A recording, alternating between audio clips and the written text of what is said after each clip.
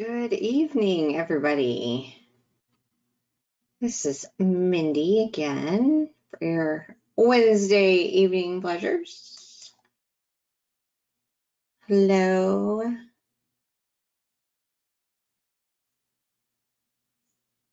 I'm just waiting for everybody to start checking in. 6 o'clock on the dot.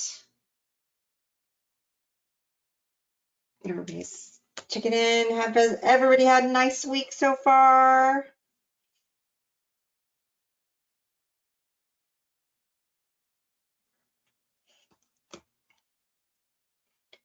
Yeah, everybody's great week. Hello, checking in. Good evening. Okay. So, my week's been really good so far. Busy but good. Do I have anybody making up tonight?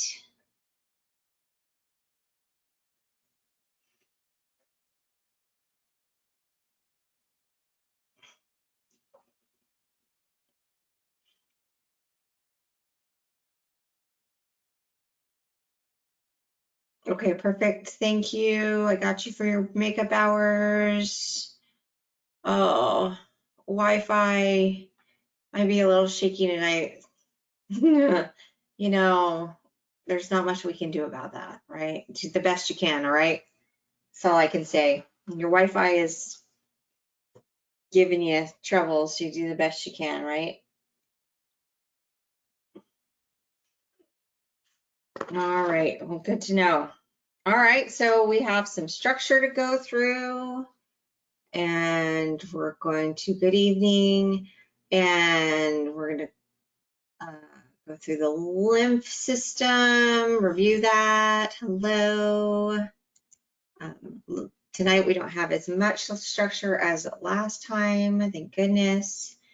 So it's a little easier tonight, but you know, we're coming down the train here, so we're gonna start getting into it. All right, so I think we should get started in our structure.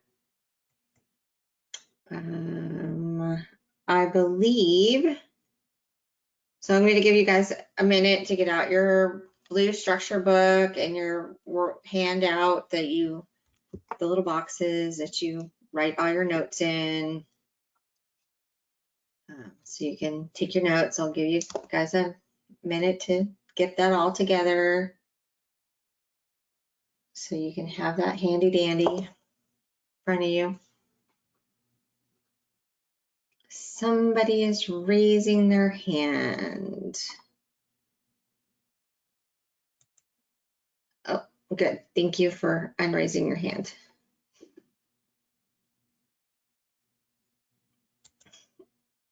No problem. I just want to make sure that you're good. All right.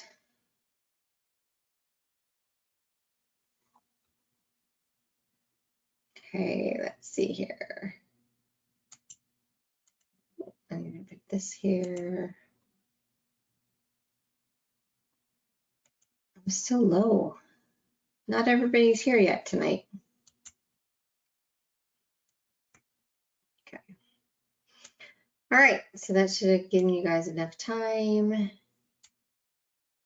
to get your books out and your notes. So this was the deltoids. That was the last muscle that we went through. So tonight we're going to start on biceps brachii. Good evening, biceps brachii, and that is on page 28.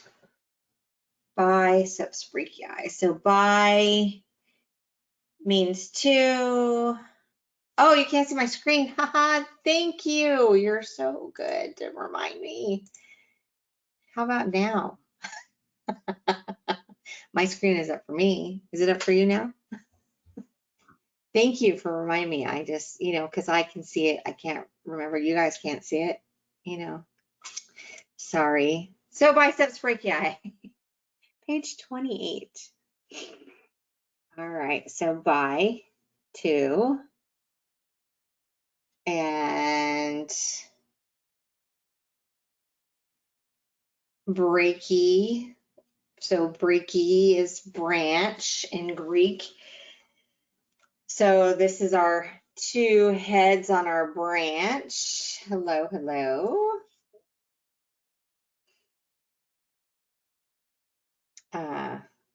So as you can see in this picture right here, you can see that we have 2 attachments up here by the scapula, and then we have another 2 down past the elbow. So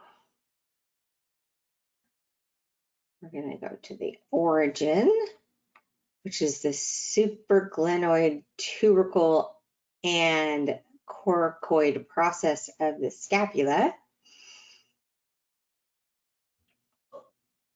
So gleno is what we call the head there, that little part of the scapula where the head of the humerus comes in. So it's a fossa, the glenofossa. So you'll hear glenohumeral joint a lot for the arm, and that is where the scapula and the head of the humerus come together. So supraglenoid is going to be at the top of that glenofossa, and the coracoid process of the scapula we've already talked about is right at that little pointy fingertip that's the most anterior part of the scapula. What muscle is this? This is going to be for page 28 and is biceps brachii. And our insertion is going to be the radial tuberosity. So the radial tuberosity is a little bump on the radius closer to the elbow, in between the ulna and the radius. And for those of you guys who are checking in a little bit late, we are on page 28 in our structure book, doing biceps brachii.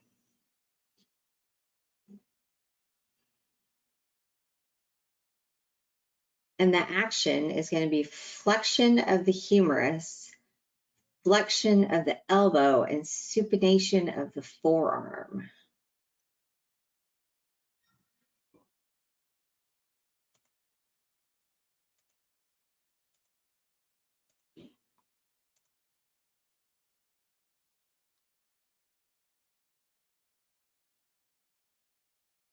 So right here is that insertion on the radius. And then, excuse me. Oh, excuse me. And then you can see the origins up here on by the scapula and the head of the humerus, right? So flexing the humerus, bringing the humerus,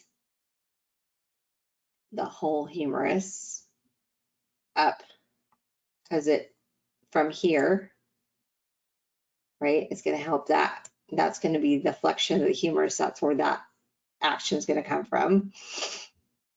Flexion of the elbow is going to be coming from here, right, where this is going to contract and bring the distal arm up towards the humerus.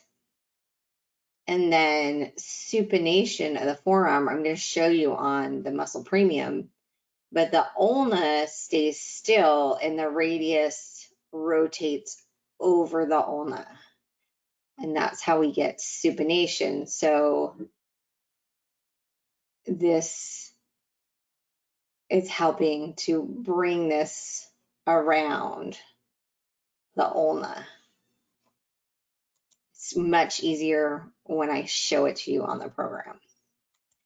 So we're going to go to the program here in 2 seconds. Muscle premium. Here we go. Let's see here. Click on the page, Mindy. Okay. I'm going to show you supination because it's right here.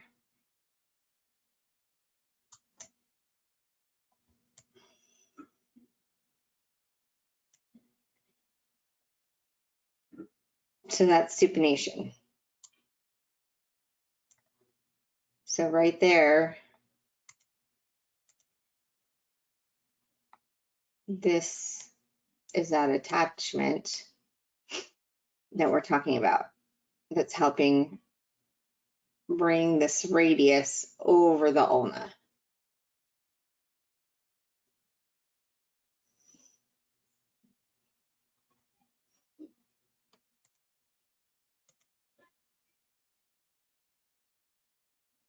So if you hold your hand and you notice when you tip your hand, your thumb is the one that's moving, doing the arc.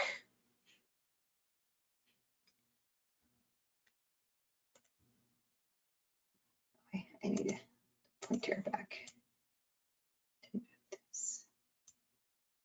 So you can see that the ulna stays static.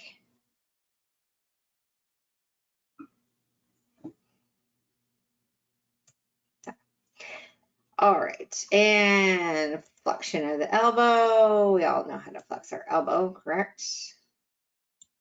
So this is biceps brachii, showing you how to flex your elbow. You can see there's some other muscles that we're going to talk about tonight, helping in this action.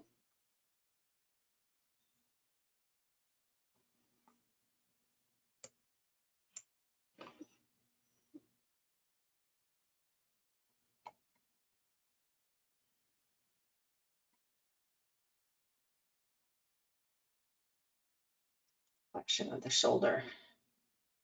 So if we bring this out, you can see here. So this is the flexion of the humerus.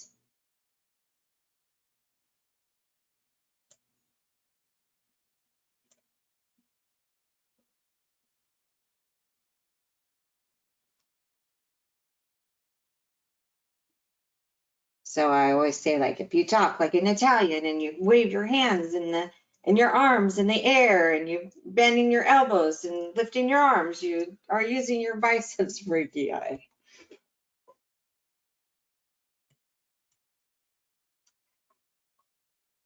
So I have a video of our favorite guy talking about biceps brachii.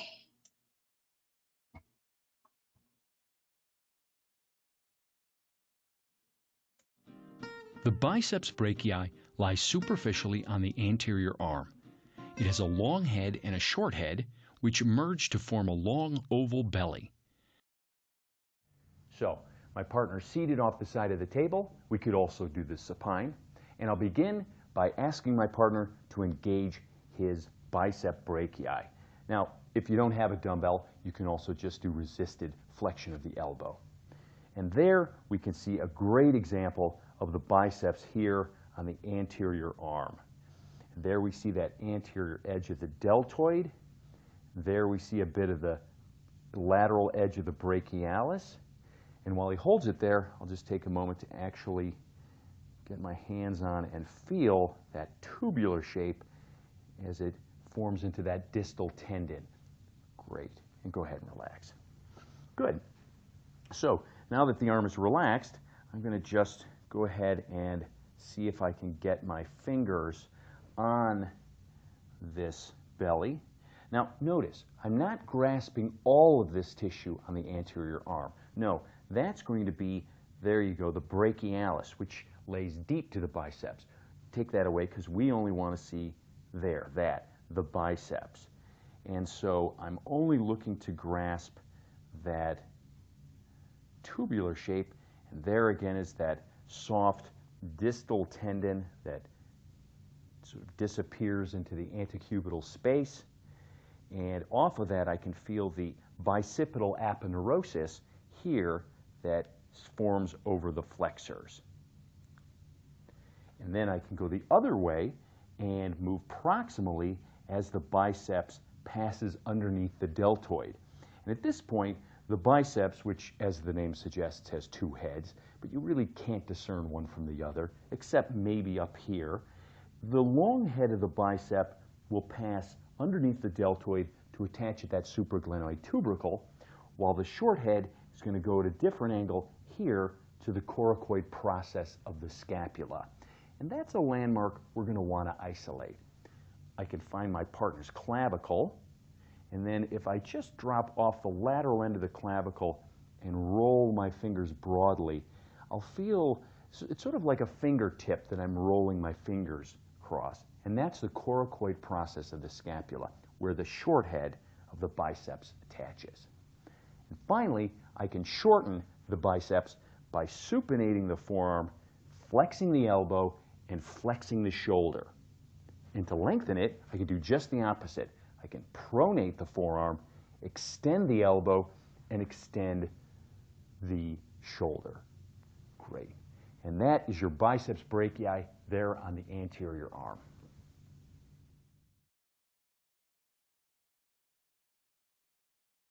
Okay, biceps brachii. And who's next? Coracobrachialis. Coracobrachialis on page 27. So let's break this word down a little bit.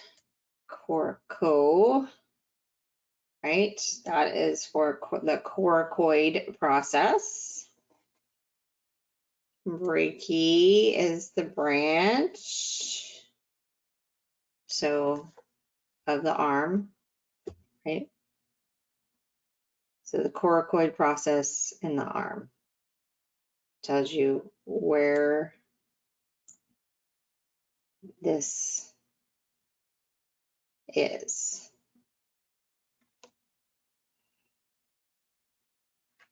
I think so. Coracoid process of the arm.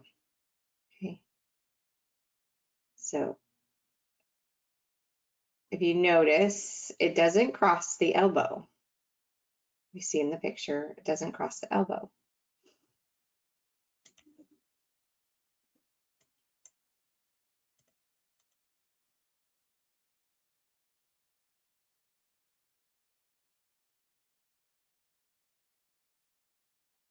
But it's at the same insertion here on the coracoid process as the biceps brachii. So they share this right here. So your origin is the coracoid process of the scapula. And then your insertion is the middle third of the medial humerus.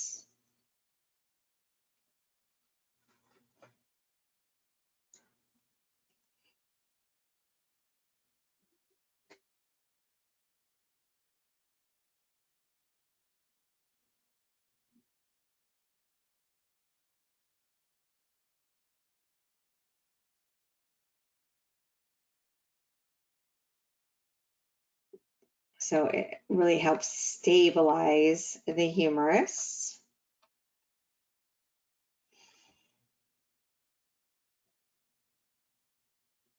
And it's deep to biceps brachii.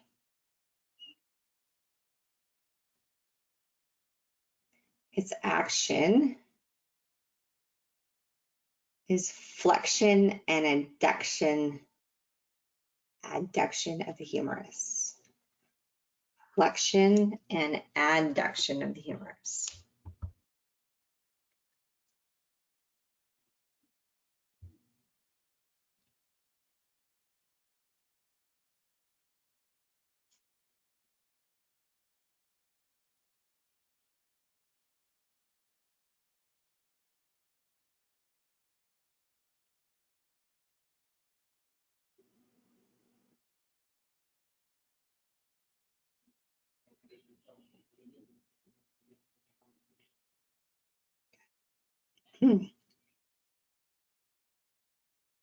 So let me go to my program here.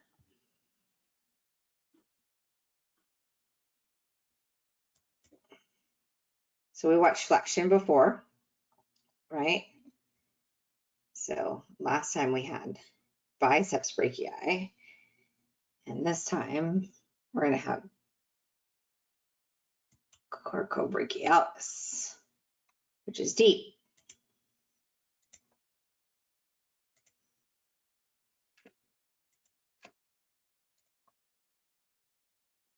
So catch it again. Oh, sure. Well, I'll go back to the page in a second.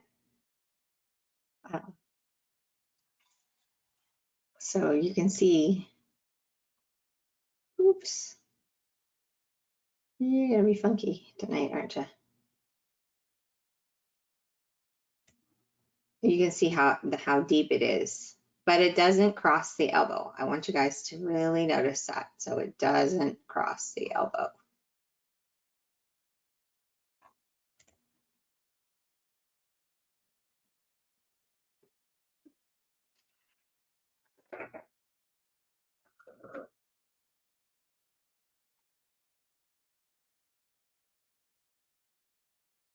So if it doesn't cross the elbow, can it help with flexion of the elbow?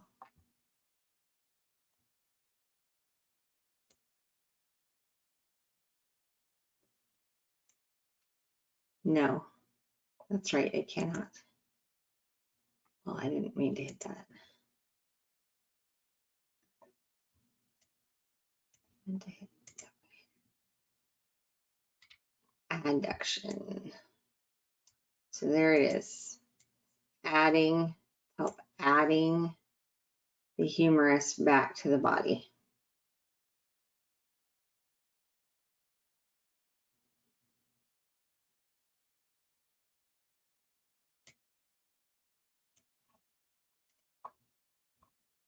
Good.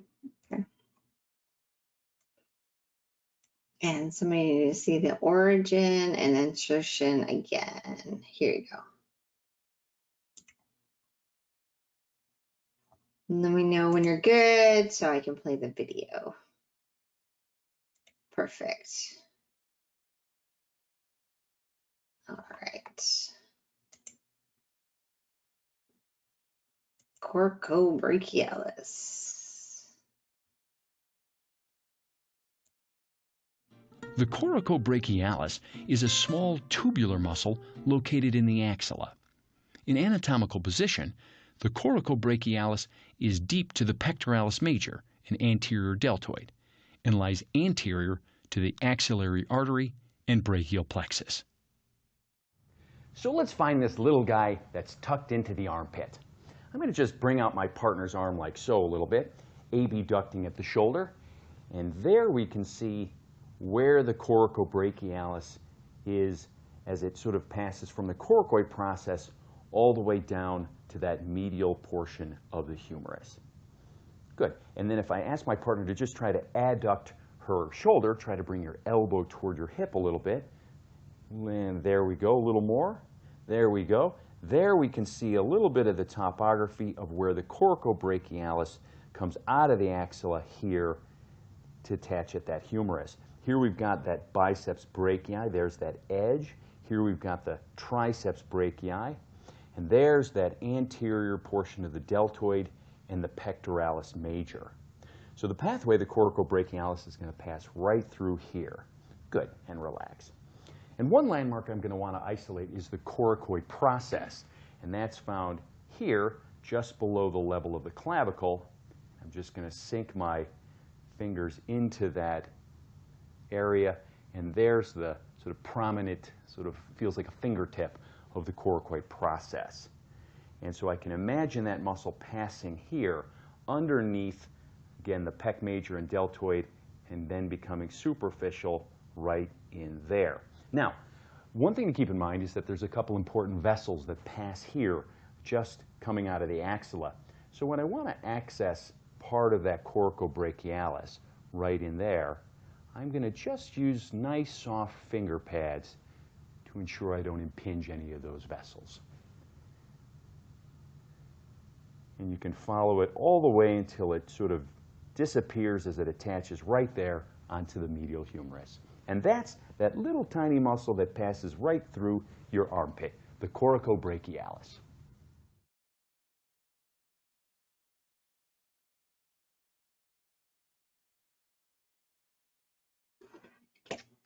Okay, nice little muscle there.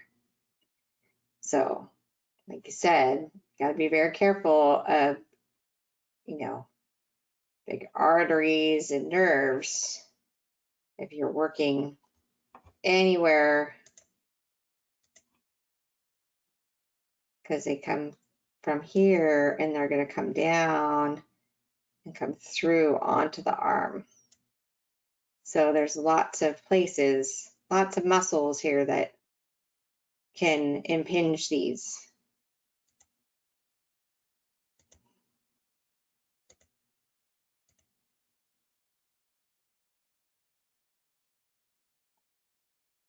Ooh, triceps, triceps brachii. So that's going to be on page 30.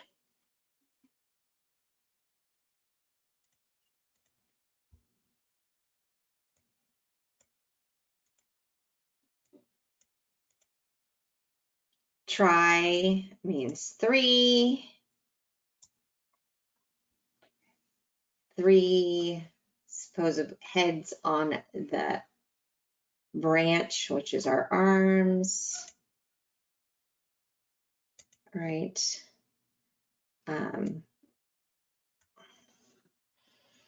They attach at 2 places on the posterior humerus. So when I say posterior humerus, it's on the back of your arm, triceps. So when we don't have really good muscle tone here, this is when our arm starts to sag, right? So that's triceps brachii. Helps us with that saggy arm that we get. And you can see in the picture, it has the radial nerve that comes through there. So you have some nerve right here, right here. So that same branch that comes through the anterior part also comes through the posterior on the side, right here, and runs through. I mean, we have nerves everywhere, right? We have a nerve for every bone in our body. So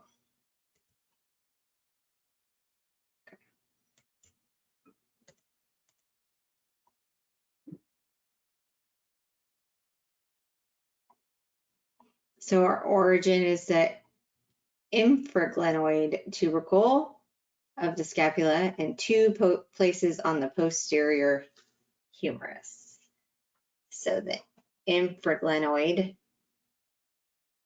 tubercle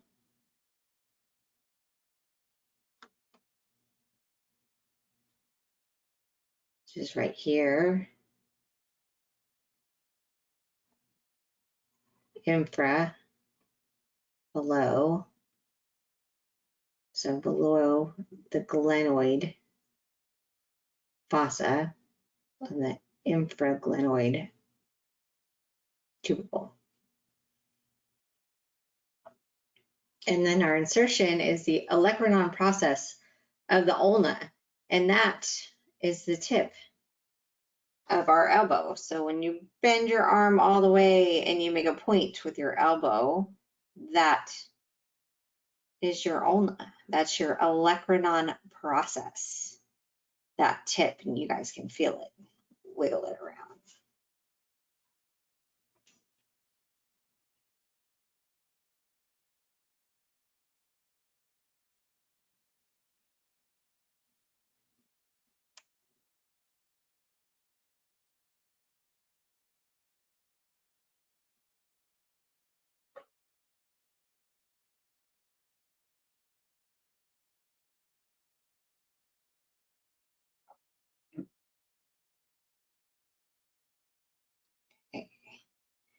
So the actions are extension of the humerus, an extension of the elbow, because it actually does cross the elbow going on to the ulna. So extension.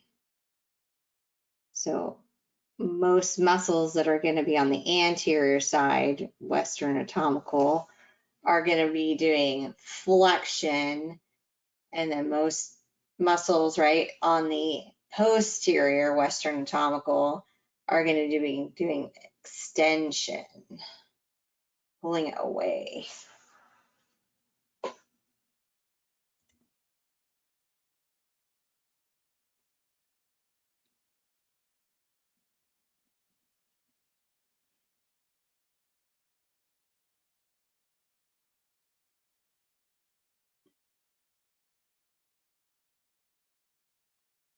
So the first picture you can see is the one muscle that's pretty deep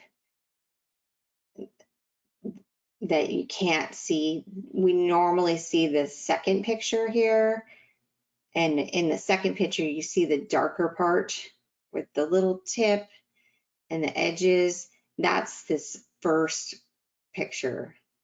So you can see how that muscle lies underneath the other two, and the tendinous part of the muscle that you can see that lays on top of it. So you can actually see all three parts of the muscle.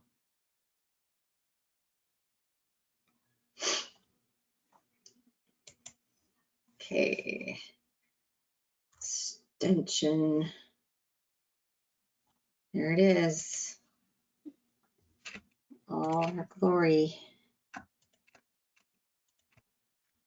Triceps brachii.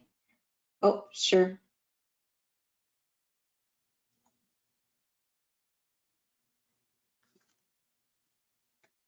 When I'm done with this, I'll go back to the slide. So extension, and if I take out this deltoid, you can see it coming onto the scapula and how it comes onto the humerus here, and it comes onto the ulna. So it attaches at three bones, three different bones.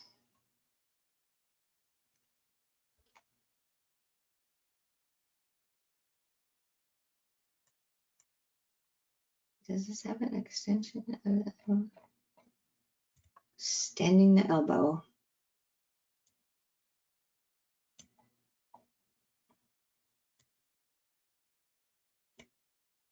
There you go, extending the elbow.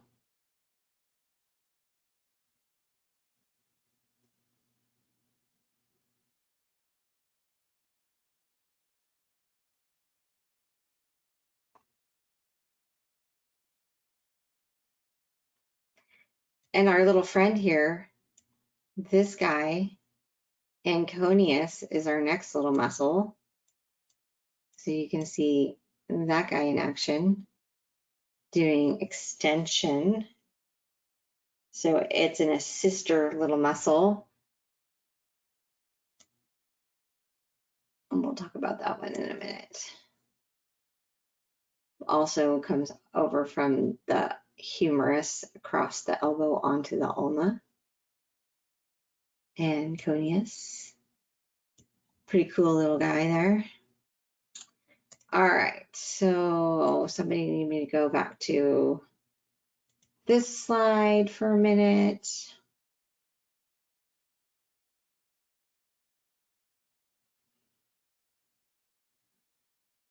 Well, one more back. Okay, here is the origin and insertion again of triceps brachii. Okay, perfect.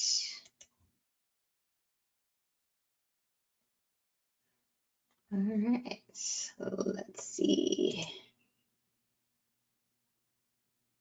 triceps brachii. Here comes your video. The triceps brachii is the only muscle located on the posterior arm. It has 3 heads, the long, lateral, and medial. The medial head is buried beneath the lateral and long heads, and aside from its proximal portion, which is deep to the deltoid, the triceps brachii is superficial and easily accessible. The great thing about the triceps brachii is it's pretty much the only muscle on the posterior arm. So if you're accessing and exploring any of this tissue, you're on the triceps. So let's begin by engaging it. I'm just going to ask my partner to try to straighten her elbow a little bit. So she's going to try to extend, just press against my hand. That's great. And there we can see how all of the triceps really engages. We've got that common tendon coming down to the olecranon process. And then there we've got that long head. There's the lateral head and the medial head being deep to it. And there, of course, is the posterior edge of the deltoid. Good. So go ahead and relax. So I'm going to just set my hands right here in this tissue and just grasp and lift all of this. And this is all of the triceps.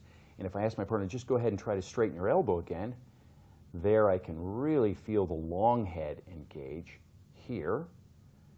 And then over here we've got that lateral head. And then there's this flat surface right here. And that's sort of the tendon where all of these bellies attach to. And I can follow it down as it becomes very taut and attach here at the elbow. Good. And so now that she's relaxed, I can really sink my fingers into this tissue and feel the density of that tendinous attachment. Good. So we've got 3 bellies that come down and attach at that common tendon. Now, let's explore the one head that actually crosses the shoulder joint.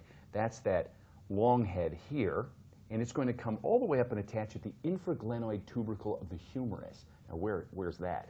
Well, it's going to be right here at the top of the lateral border of the scapula. So I'm just going to set my fingers right here and find the lateral border of her scapula.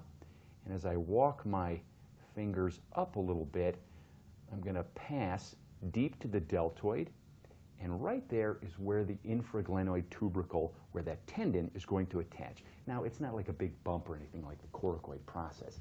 It's more of just a landmark. And then if I ask my partner, just try to raise her elbow a little bit, great. There I can see the teres major engage, and there's the posterior fibers of the deltoid. So I'm just going to set my thumb right in here and relax.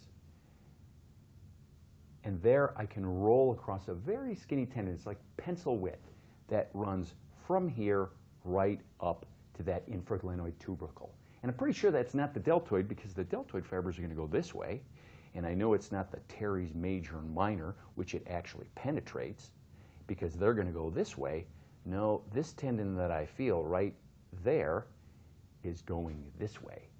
And if I ask her to go ahead and try to raise your elbow again, which engages it, yep, that tendon really becomes taut. So that's the tendon of your long head here that crosses the shoulder joint. And finally, if I want to shorten the triceps brachii, I can very simply extend the elbow like so.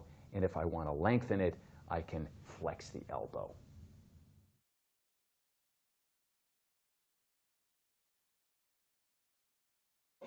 All right. Pretty cool.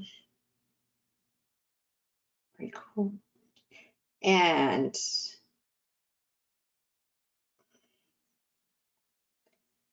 our book.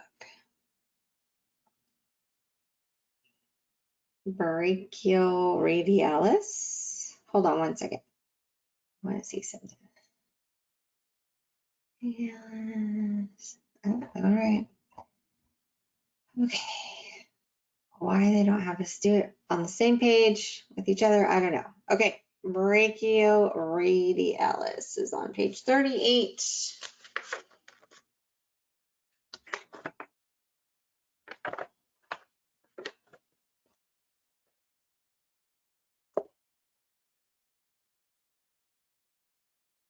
So brachii for the arm. O is telling you that it's a bone, right? O for osteo, and radialis is for the radius. No, it's in the slides coming up. Well, I'm just going to go by what the slides are. So brachioradialis is our next one, page 38. That's why I scrolled down to see where it was. Brachioradialis. Brachii for the arm, O for osteo or bone, and radialis for radius. So now we know that it's an arm muscle and it's going to be on the radius, right? So that's kind of helpful.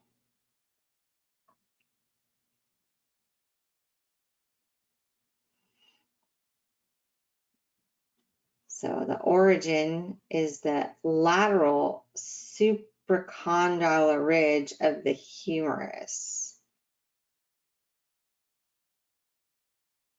And then the insertion is the styloid process of the radius. I'm going to give you guys a second to write that down.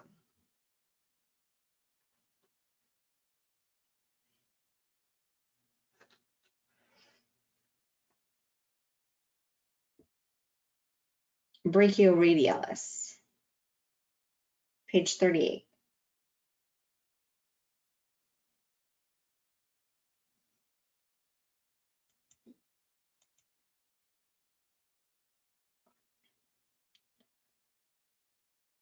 No problem. We're on page 38 in our structure book, brachioradialis.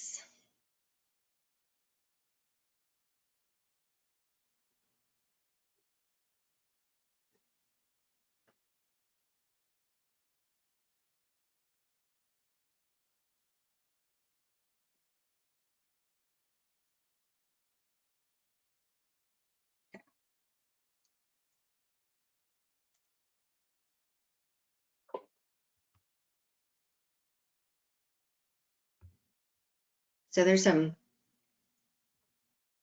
cool words in here. So supracondyle ridge. So supra is like halo, right? Because we have supra and we have epi and we have a condyle.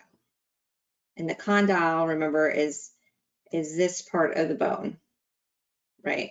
This is the condyle.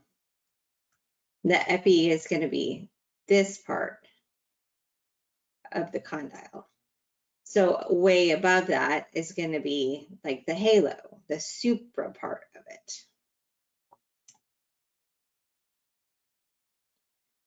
So if you're if you grab your arm and you're on your humerus and you kind of like squeeze down towards your elbow, you're going to feel that the bone gets pretty wide, right? And if you have on your thumb side, you're going to start feeling that width. And right above that width is where this attachment is. The blue book. The blue book.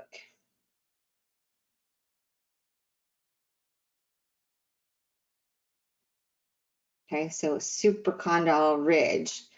So it means above, way above the condyle. Okay, so more. Does anybody remember what this part of the bone is called?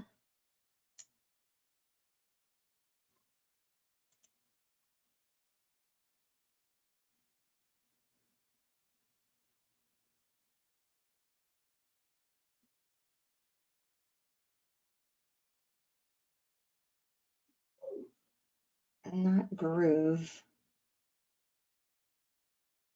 If this is if I make this whole bone of a long bone, yeah. What's this called?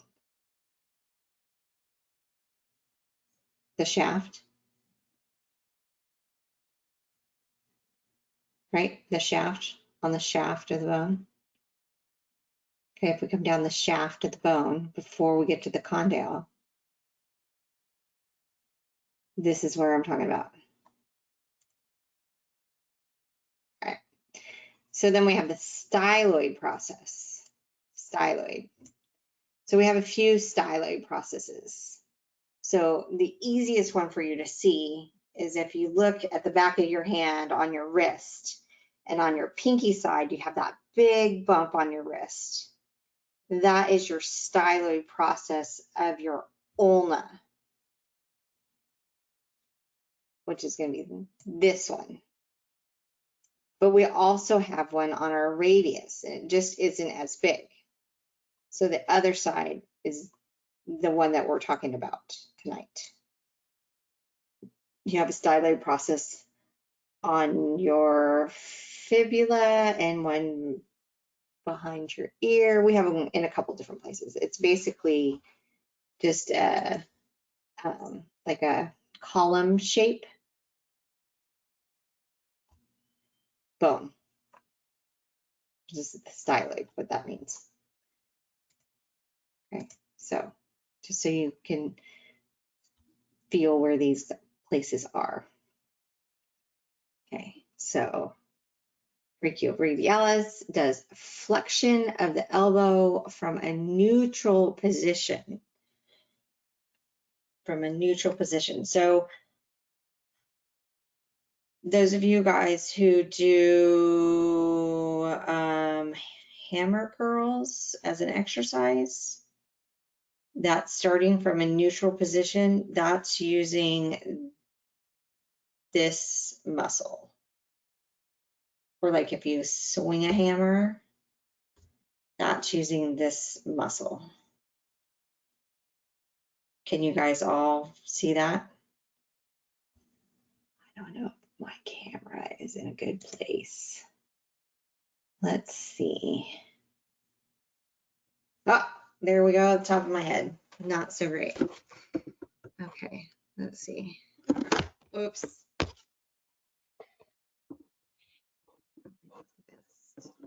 I didn't set the camera up tonight. Okay. All right. So my hand is, pick one.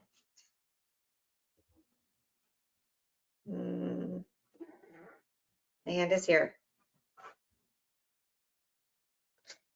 And I'm going to be swinging a hammer. I don't have anything in front of me that could be a hammer. The neutral position, like a hammer curl. Does that make sense?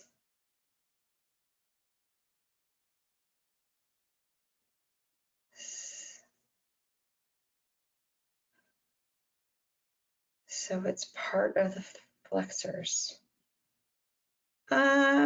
Yeah, it could be, you could consider that a flexor because it comes up. We have tons of flexors and they have all different names. So normally we just put them in a group. So hammer curl. But also, you know, it's not the best picture, but the big bump, that's my ulna. The smaller bump is my radius, thumb side.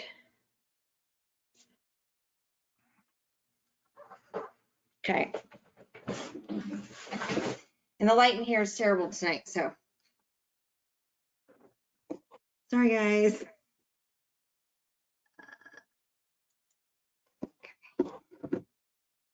Cut. So let's see. Let's go to my program. Program. Let's do.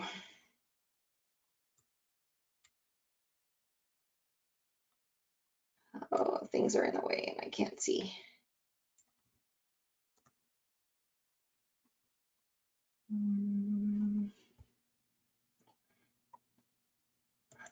No.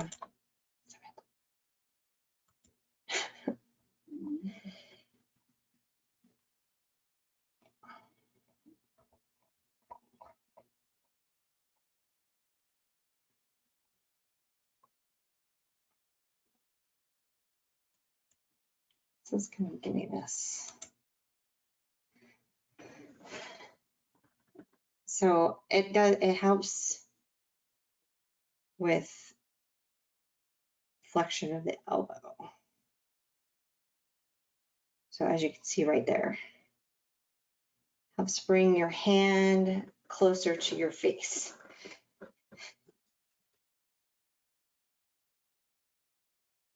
With biceps brachii. And another muscle we haven't talked about yet.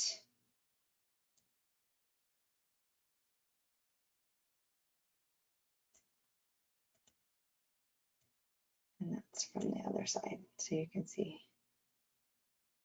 Okay, so flexion, bringing that distal arm closer to the body.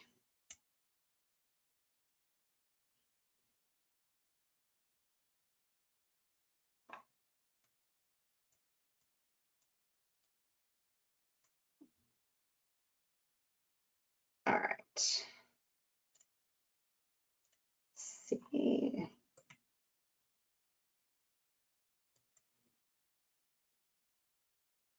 Brachioradialis. Oh my goodness. All my stuff. The brachioradialis is superficial on the lateral side of the forearm. It has a long oval belly that forms a helpful dividing line between the flexors and extensors of the wrist and hand. It is the only muscle that runs the length of the forearm but does not cross the wrist joint. So let's begin by engaging the brachioradialis. I'm going to ask my partner to just make a little fist, and I'm going to give him some resistance. Try to bring your hand toward your shoulder, right? So he's trying to flex the elbow, and there we can see a great example of the brachioradialis popping out of the top of the forearm. You can even see where it becomes sort of tendinous here at the halfway point. Great, and relax. So the brachioradialis is going to originate here at that lateral supracondylar ridge of the humerus and then pass straight down the top of the forearm. So I can really set my fingers right on it. And if I get lost or I can't find it again, go ahead and just try to flex your elbow a little bit. Great. And again, it pops right out. And I could follow it all the way down the top of the forearm. And again, about there, I sort of lose it. It becomes a very thin tendon before it attaches here at the end of the radius. Good. And if I wanted to shorten the brachioradialis, I can flex the elbow. To lengthen it, I can extend the elbow. Great. And relax.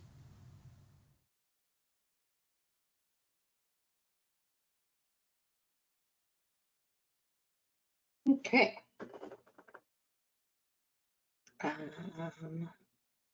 Brachialis. Brachialis. Page 29. 29. Brachialis.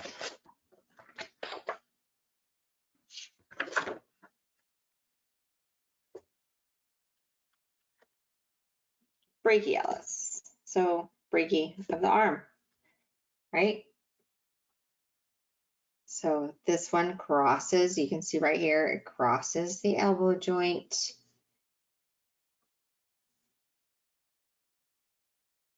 And you can see it doesn't go all the way up to the shoulder, but it crosses at the elbow joint.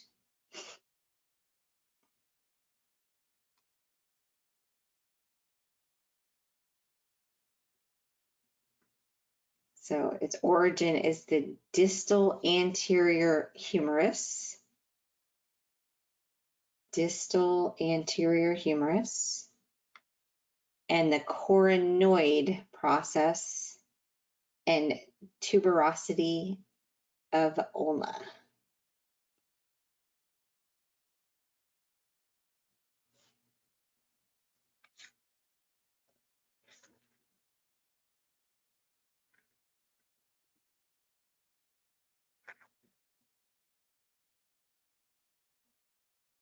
Coronoid, which sounds a lot like coracoid, but to help you remember, coronoid, noid with an N, ulna with an N, coracoid with a C and scapula with a C.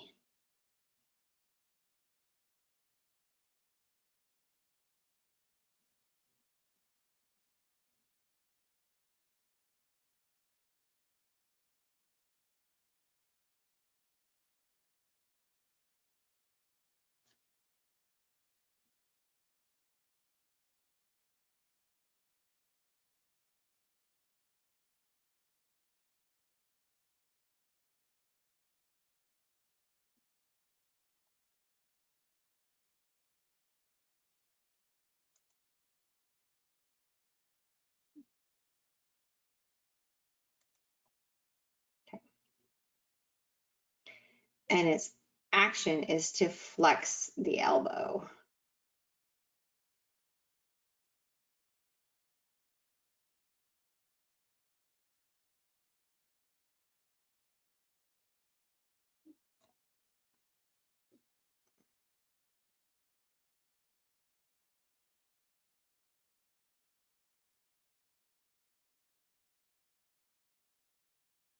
So this muscle and biceps brachii do the flexion of the elbow.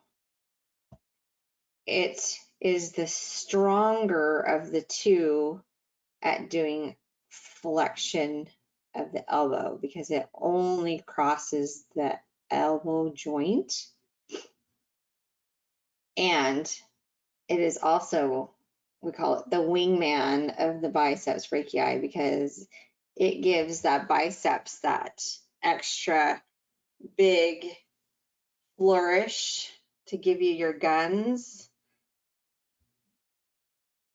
I gotta go back on camera for this. It's funny. Okay. Ooh. Okay. Let's see. Can I do it? I don't have a big gun, you guys, but to get that big hump here, to get that biceps, the lift, you have to have brachialis underneath it to pump it up, give the lift.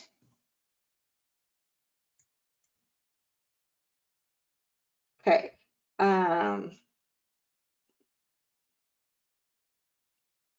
Somebody has asked which muscle involves carpal tunnel syndrome.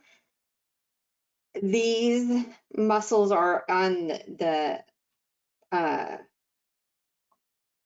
aren't in the area that are going to affect carpal tunnel. So I don't want to go into that so much tonight. Okay.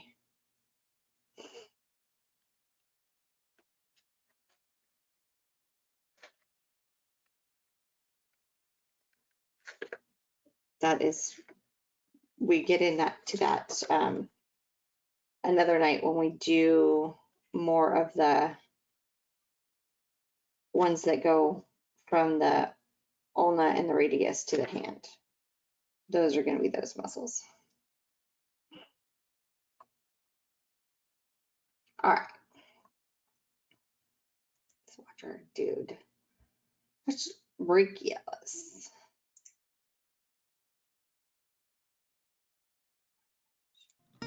The brachialis is a strong elbow flexor that lies deep to the biceps brachii on the anterior arm. Portions of brachialis are accessible, with its lateral edge being superficial and palpable. The next time you're on a flight, I encourage you to just lean over to the person next to you and just begin palpating and exploring for the brachialis muscle. It doesn't matter if you know them or not. Just give it a try. But I guess in order to do that, we should probably show you how, first of all. So I'm going to shake hands with my partner. And the brachialis can be a little bit elusive because it sits underneath the biceps brachii muscle.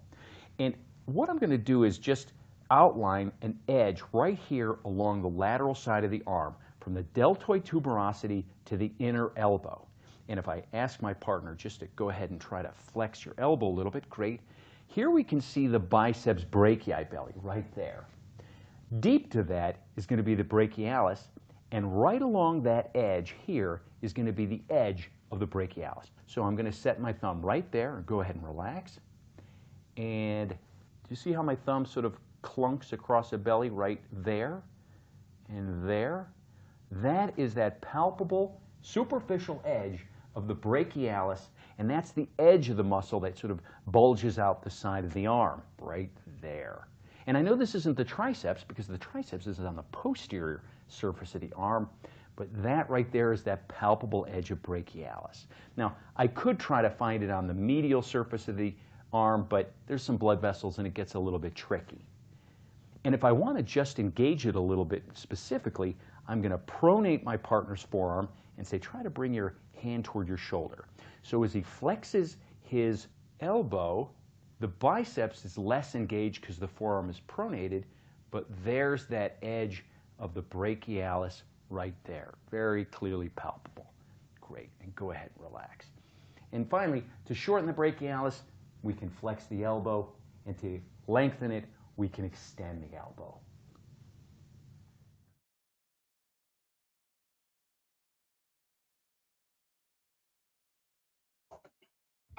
I don't suggest you guys grab people that you don't know on the airplane and look for this muscle, but you know, it's pretty funny that he says that in the video.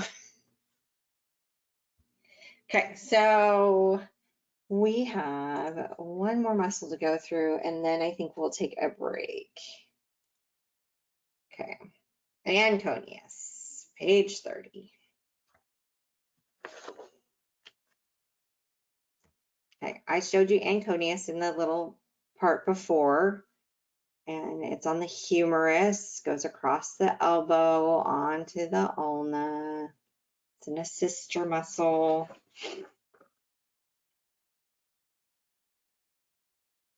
So its origin is the lateral epicondyle of the humerus, and its insertion is the olecranon process of the ulna.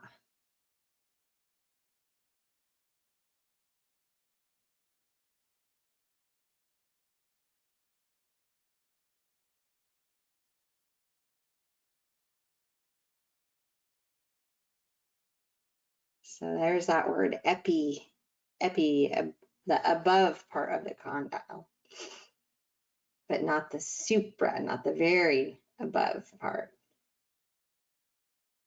So, lateral epicondyle of the humerus and the olecranon process of the ulna.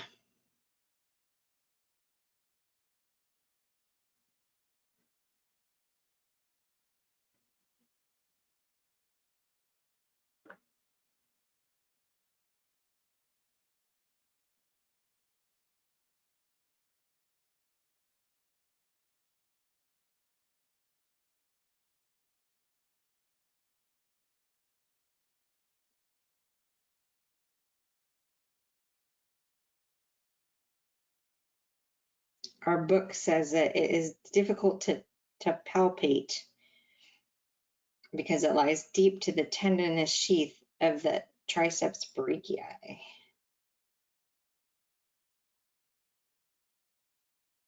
And its action is to assist extension of the elbow.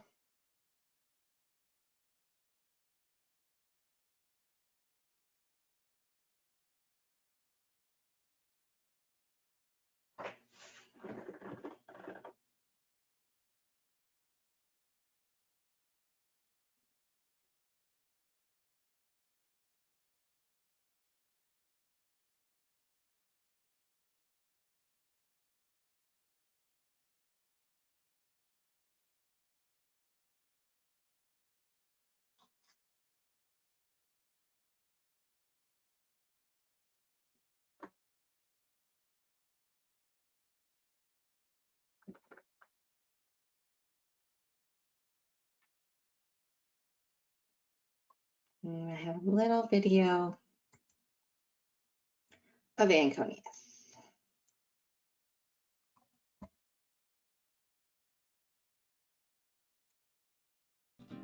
The anconeus is a weak elbow extensor located lateral to the olecranon process. Triangular shaped, it originates at the lateral epicondyle of the humerus and fans out to attach on the shaft of the ulna. So let's take a moment to locate the anconeus. First, I'm going to locate my partner's olecranon process right here at the elbow. And then I'm going to find the lateral epicondyle right here. And then coming from the olecranon process is the shaft of the ulna. And spanning along that triangle will be the location of the anconeus.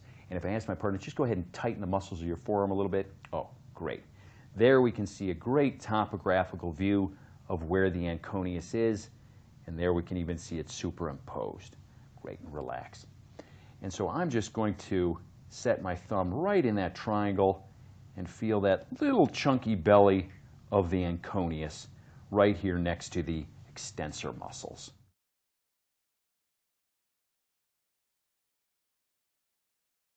That was the big video on that. Okay, so 7:07, and we want to take a break. 7:07, 7:17, 7:17.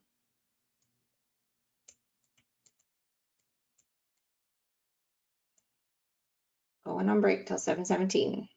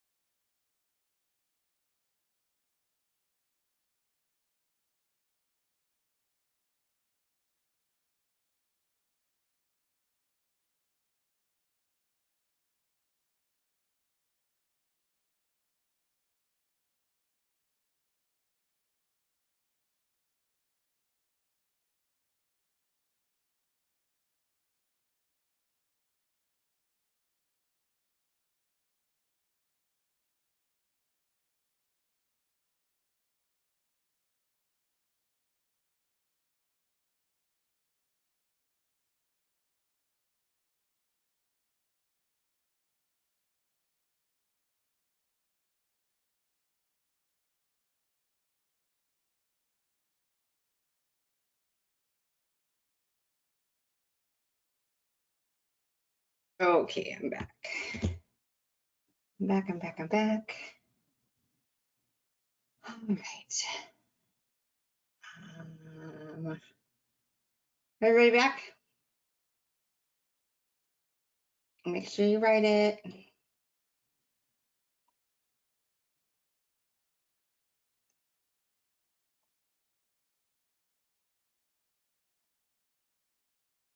Okay, and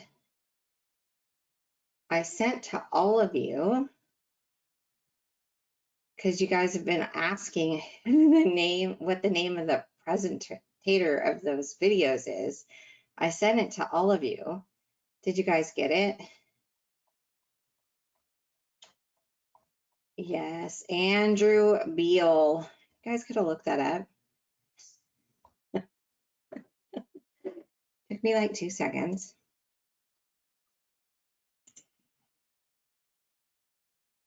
And if you look him up, he is quite changed. Quite changed.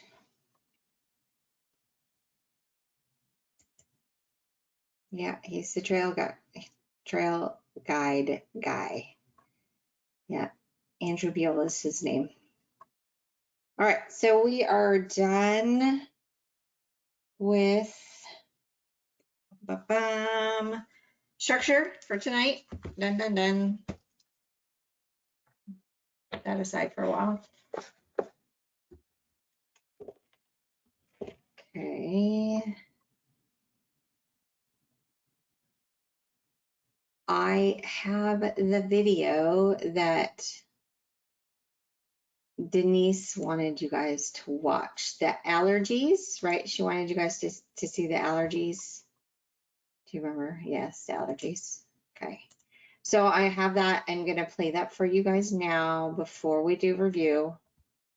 So she showed the flu one. Yeah, she told me she put the wrong one in. But I have allergies, so I'm going to play the allergy one for you.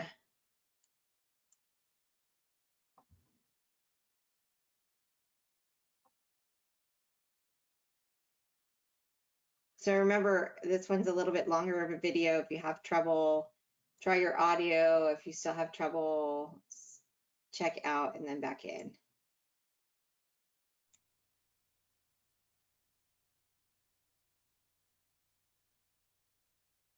The following presentation is brought to you by Discovery Channel School, a leading provider of quality educational resources that help teachers bring the world to their students.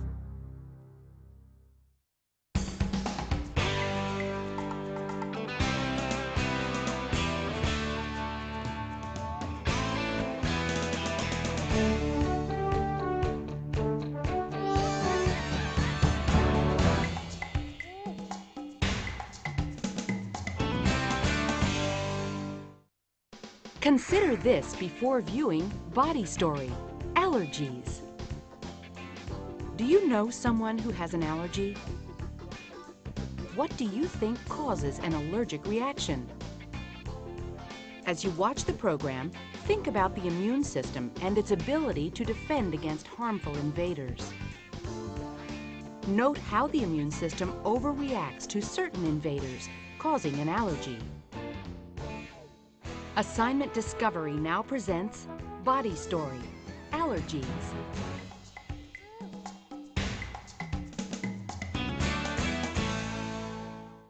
What happens when our systems are invaded by toxins and our bodies rage out of control?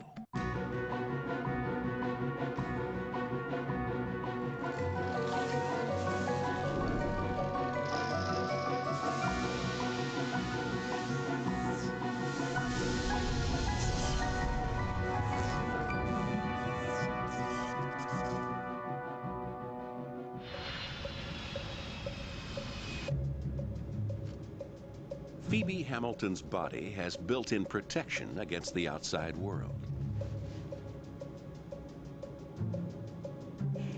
It's a rabbit's foot. For luck.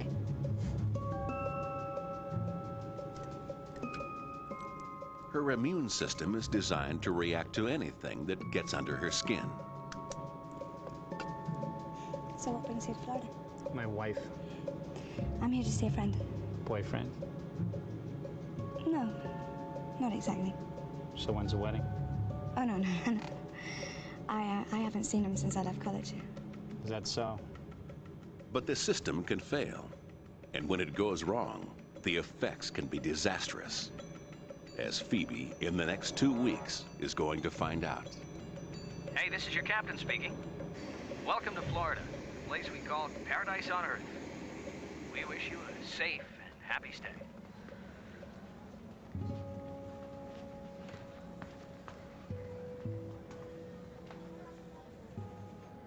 Hi, Phoebe. Brett? I know, I've changed, right?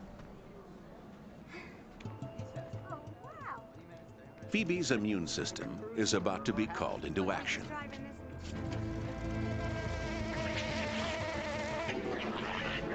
Oh my God, what is that?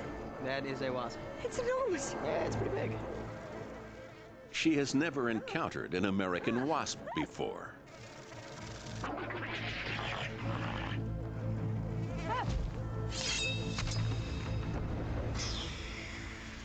The wasp pumps venom into her skin.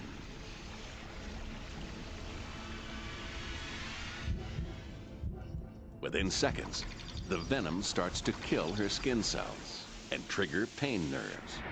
Are you serious? Are you okay? Yeah, it's nothing. It's fine. Let's go.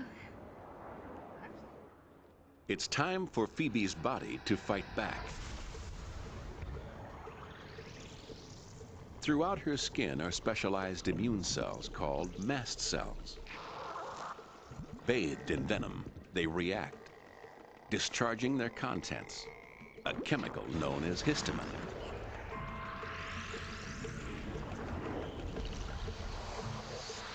Histamine makes tiny blood vessels expand.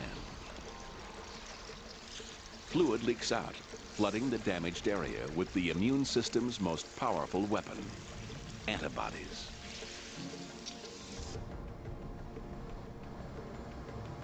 But histamine also has unpleasant side effects.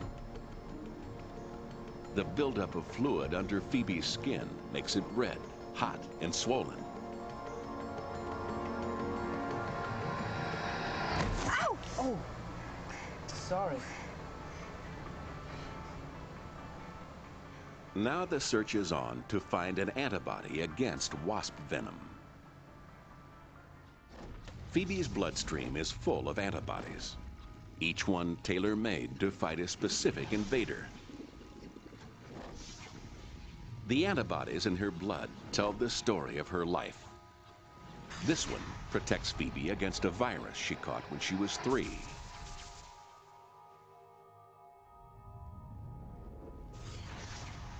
This one is for a bacteria Phoebe encountered when she was 10. Phoebe even has antibodies against food. These don't stop food from being nutritious, but her body makes them because it sees any foreign object, even an apple, as a potential killer. John!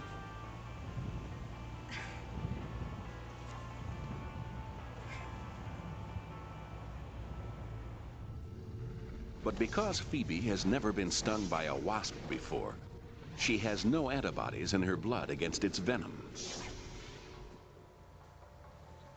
Instead, her body must make them from scratch. Here we are. Hope you're hungry.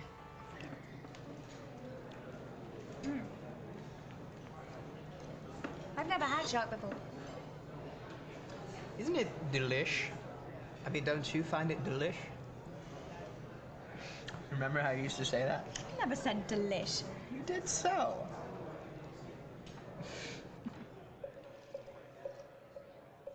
A remarkable process is beginning back in Phoebe's skin. The wasp venom brings dormant cells, called dendritic cells, to life. These cells have a mission: to carry samples of venom to the core of the immune system where antibodies are made. But it's a complex process that will take several days. How's your feeling? It's a bit better. You know, maybe we should put some ice on it. No, it's fine. So, have you rented this beach house for the whole summer? Mm-hmm. A whole crowd of you? Yeah, well, the others come down when they feel like it. And who's down there at the moment? Well, at the moment, just me. And Spike.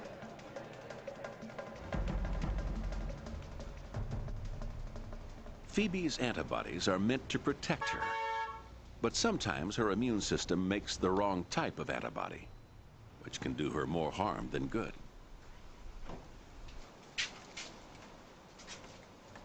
I just know you two are going to get along. Like wasp venom, tiny fragments of dog hair invade Phoebe's body, this time through her nose. Kisses for your daddy. Kisses for your daddy. Here, you want to feed him? This isn't the first time Phoebe has been exposed to dog hair, so she has already made antibodies against it. Good boy. But unfortunately for Phoebe, she's made the wrong type.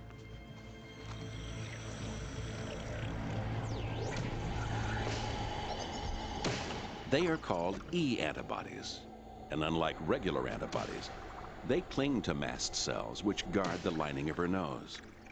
They're going to bring Phoebe nothing but trouble.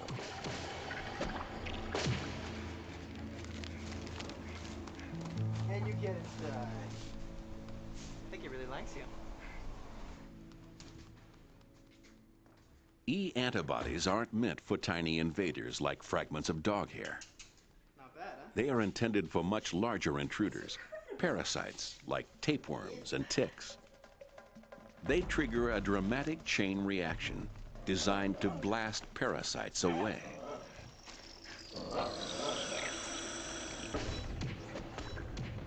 As dog hair locks onto E antibodies, Phoebe's mast cells erupt and pour out their histamine.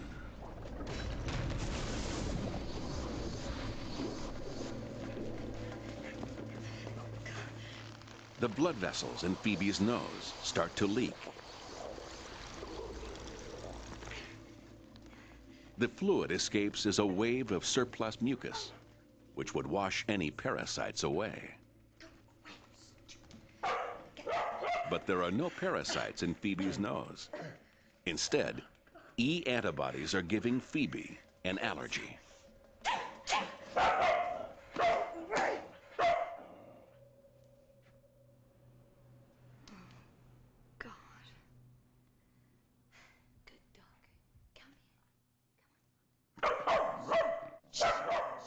Why some people develop allergies and others don't isn't fully understood.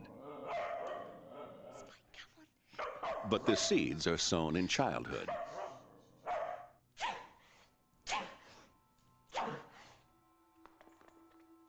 As young children, all of us have a tendency to make E antibodies. Then, through exposure to infections, our immune systems learn how to make regular antibodies instead. But Phoebe was overprotected from dirt and disease. So her immune system never fully made the switch. Get down! She still has a tendency to make E antibodies. Come on. Take the rabbit's foot. Come on. Come on. Nice little rabbit's foot. Come on.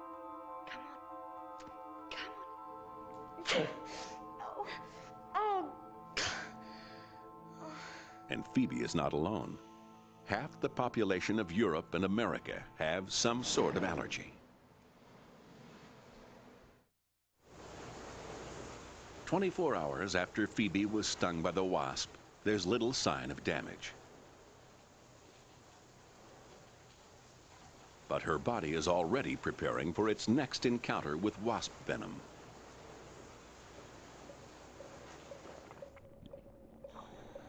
The dendritic cells carrying venom have reached a gland in her armpit. They construct a filter designed to intercept cells which can manufacture antibodies.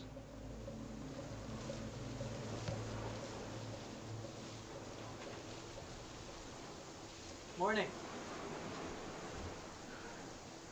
Morning. Still the same old crazy Phoebe. Couldn't wait to experience the great outdoors, huh? Spike, where are your manners? Go take a morning. No, please.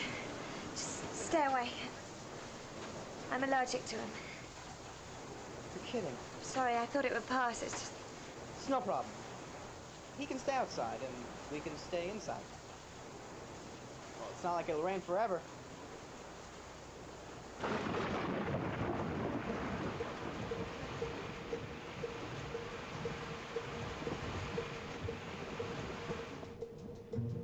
Spike loves scramble.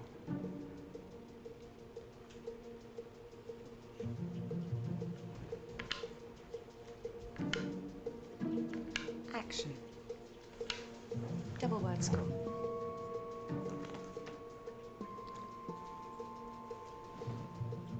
Inside the gland in Phoebe's armpit, an immune cell called a B cell is trapped. It reacts to the wasp venom and starts to clone itself. Each clone capable of producing antibodies against wasp venom.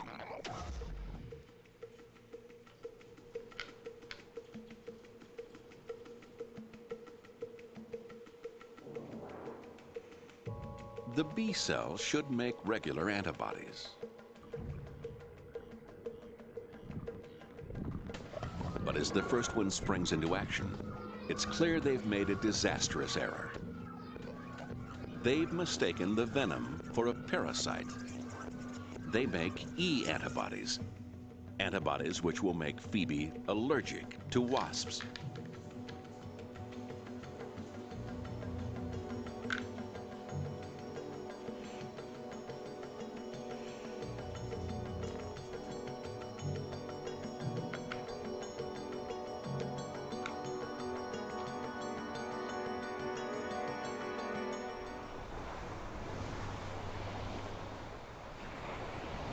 I told you never rained for long.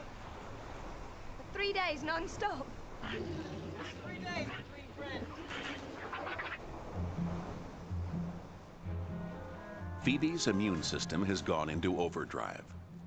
Every second, each B cell clone spews out over 2,000 E antibodies against wasp venom.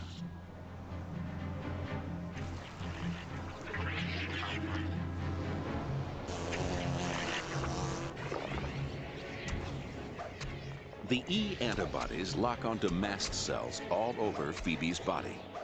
When they reach a critical level, she'll be allergic to wasps. Phoebe's mast cells are turning into ticking time bombs. Phoebe, don't move.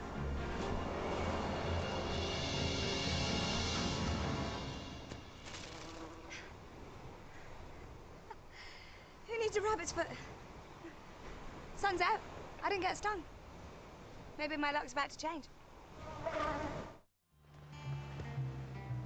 Phoebe may think that all her troubles are behind her, but things are about to take a turn for the worse.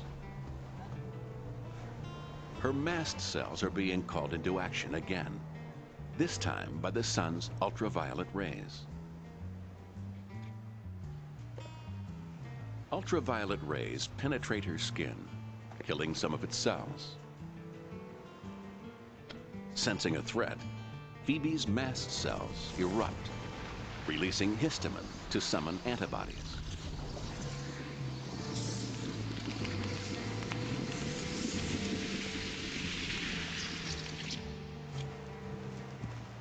As a result, after just 10 minutes in the sun, Phoebe's skin is becoming inflamed. Hey, Phoebe, maybe you should get out of the sun. Maybe you're just worried I might be a natural. Oh, yeah?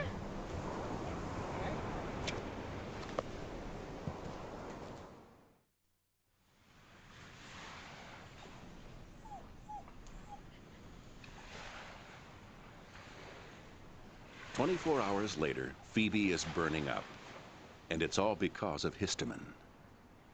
The fluid that is built up under her skin is irritating nerve endings, making her incredibly tender.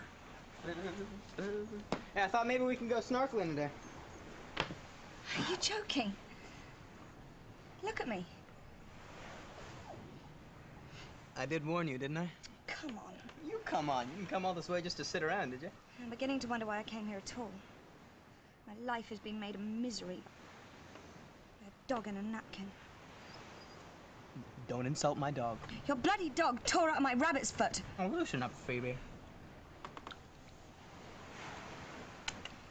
Oh, you've really changed. Yeah. I was hoping you had too.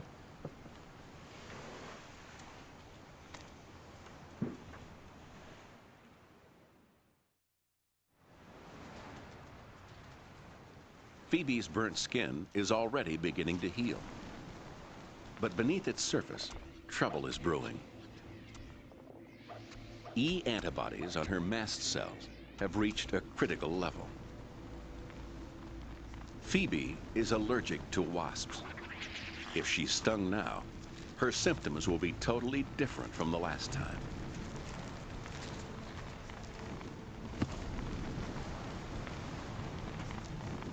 Oh, this is ridiculous. You're right, I didn't come all this way just to sit around. Okay, I know a place. It's cool, shady, no dogs or wasps.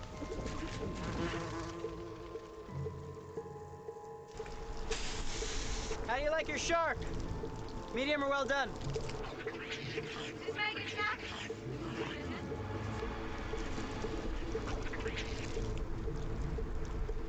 Spike would love it here.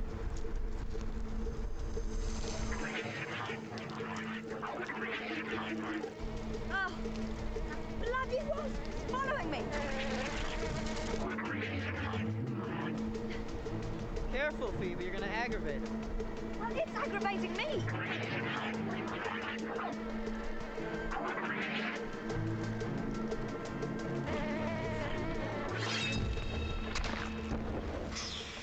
Once again, wasp venom floods into Phoebe's skin. But thanks to E antibodies, her mast cells are now 1,000 times more sensitive than the last time she was stung. She's about to experience the most extreme allergic reaction possible, known as anaphylactic shock.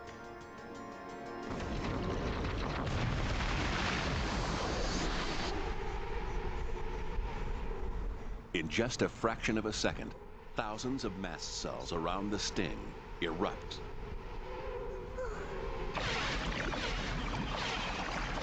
Even worse, tiny traces of venom surge through her bloodstream and trigger millions more. Fluid pours out of her blood cells throughout her skin. Oh my God. It's as if she's been stung all over. What's happening to me? Doesn't look that bad. It feels really bad. Ah! Oh, God! The fluid leaking out of her blood activates nerve endings that make her itch.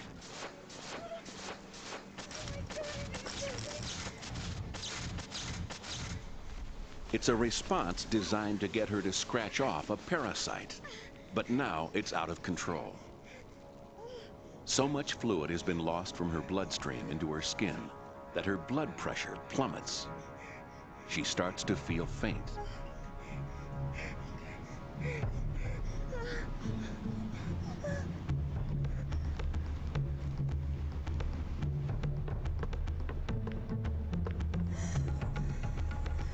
We're almost there, Phoebe. Phoebe? Now Phoebe can't breathe properly because high levels of histamine make her airways close down.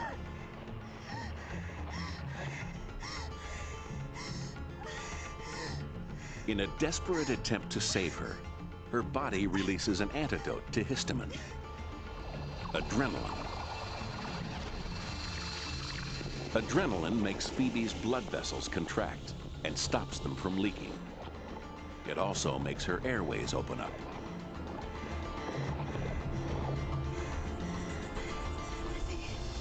I think it's passing. But Phoebe's respite is short-lived.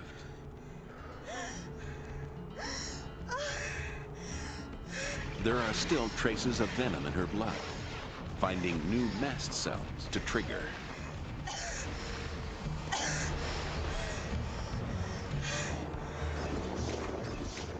Phoebe's blood pressure has been cut in half. Her heart beats faster, trying to pump blood around her body. But it's fighting a losing battle. If she isn't treated within the next 5 minutes, she'll die. Phoebe. Phoebe, I hope you have insurance.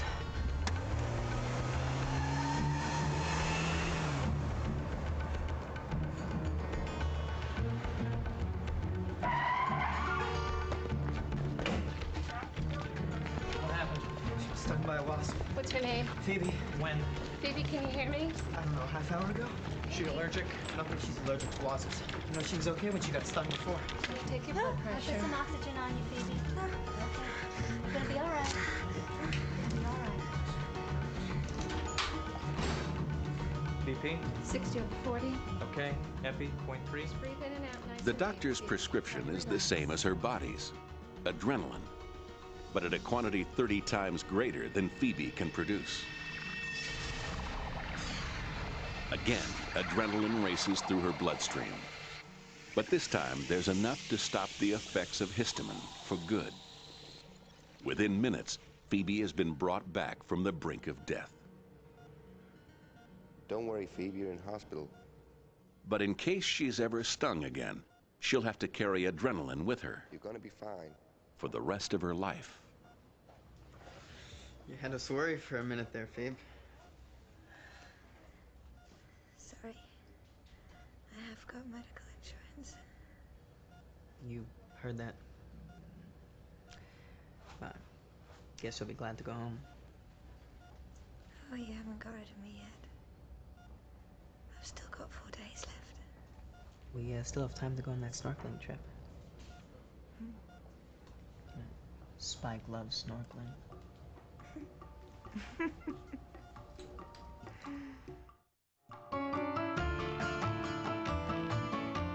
Keep watching. Discussion time.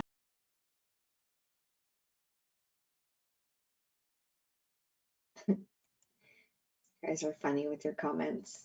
Poor dog. All right, worst vacation ever, right? I know.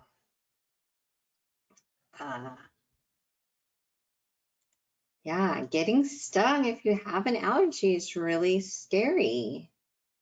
So if you meet somebody and they tell you they're allergic to bees and you see them totally overreact to that bee, that is why. Because all these things might happen, you know, so it could be, you know, detrimental. All right, so let's do some review. Let's get out of this. All right, so what are some functions of the lymph nodes?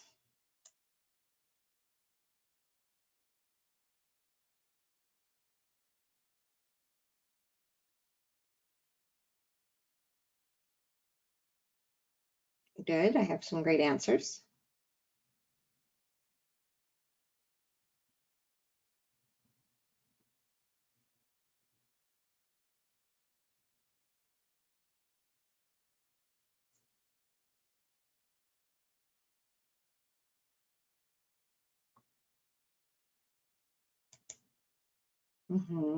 Good. So some functions. Good. Are phagocytes of pathogens, filtering the lymph, concentration of lymph, and direct attack of cancer cells. You guys did great.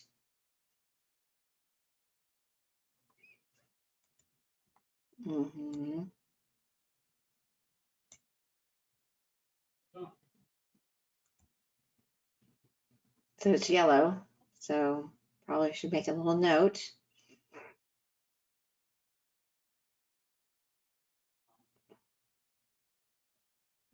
about the functions of lymph nodes themselves.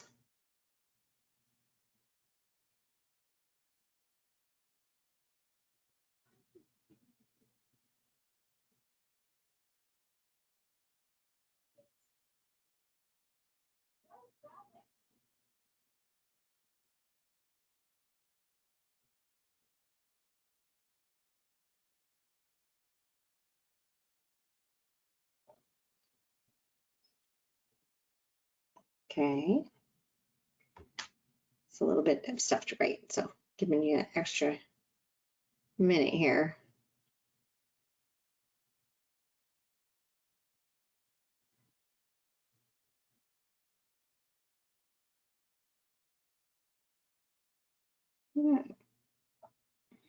Edema.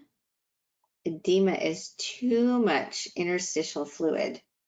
So when I know Denise talked about edema, lots of elderly people get edema in their legs, and that is too much interstitial fluid. So excessive accumulation of watery fluid in cells, tissues, or synovial cavities. Yeah, so, and you can see in this picture right here, it says pitting. So you can put your finger in it in the body part and squeeze your finger in, and when you take your finger out, it leaves a dent, and that's what we call pitting. So some people, you might hear it's a pitting edema. You might hear that for some people. Somebody might tell you, oh, I had too much salt, so my ankles are swollen. That's also edema.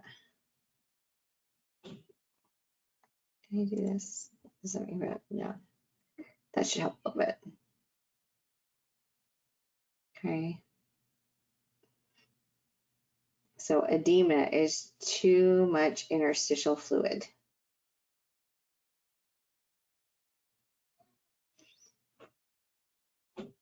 Starting with fluid in interstitial spaces, what is the order of structures the lymph flows through the body?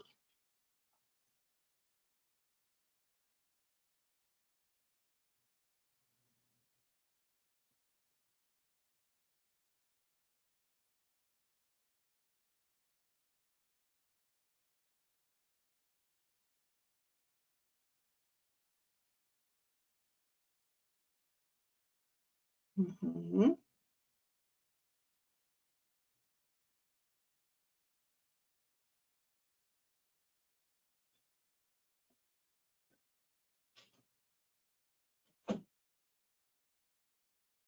Okay, I'm going to go back to one slide real quick, but you guys can keep answering.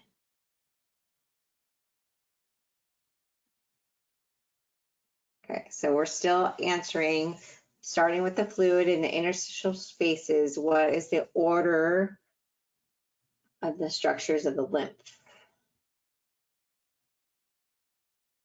Nice.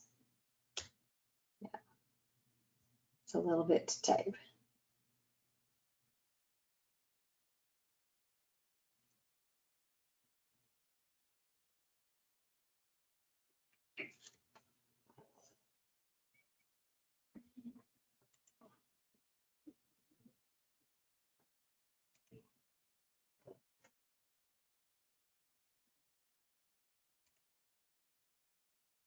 Good.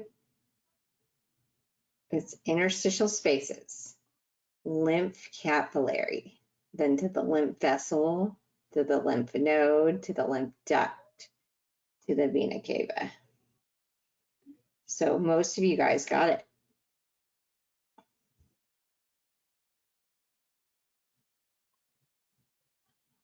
You guys did great. You remembered that whole little sequence.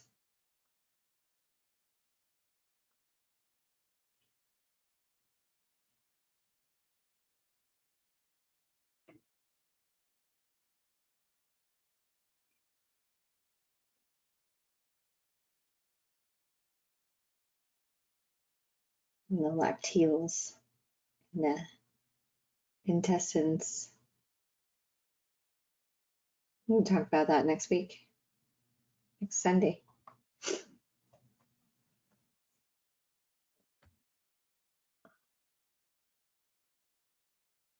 Name places lymph nodes are found.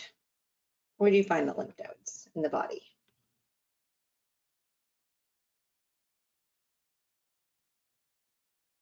Mm-hmm. Good. Good, good. Great.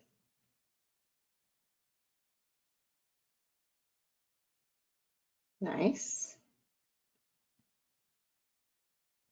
Right.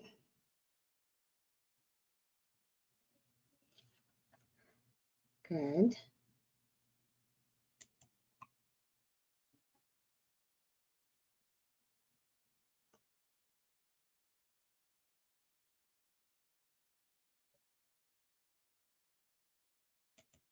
Nice.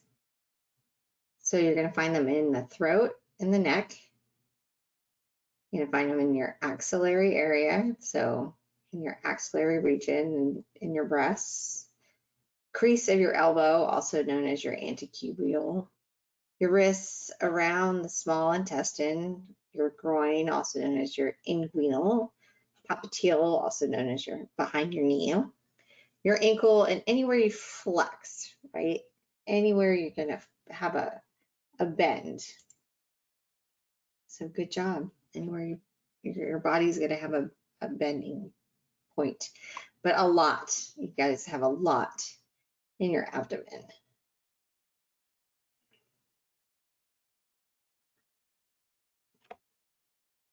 Please fill in the blank. Blank activates B cells.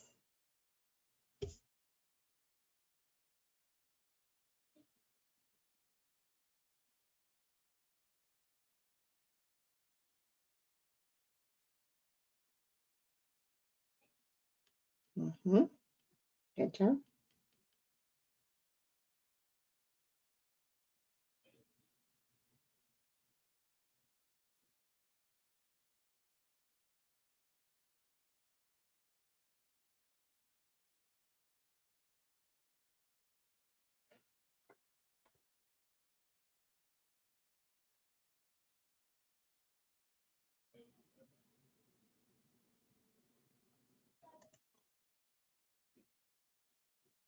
T cells activate B cells.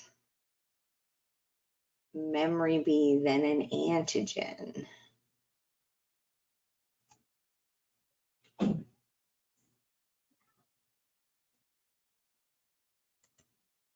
So a T cell activates a B cell.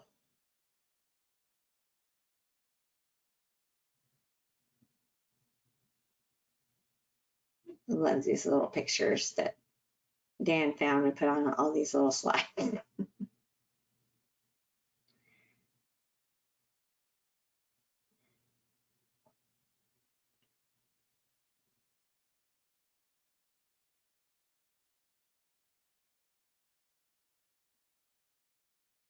Blank activates a phagocyte.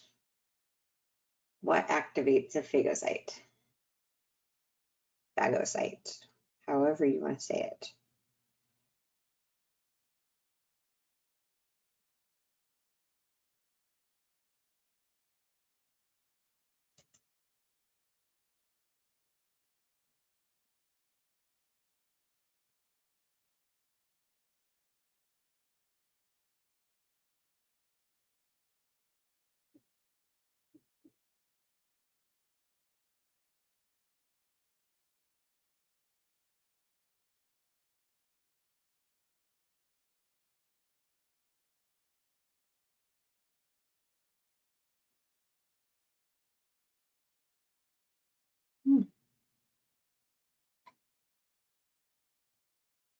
It's a tricky one, huh? T cells or an antigen activate phagocytes.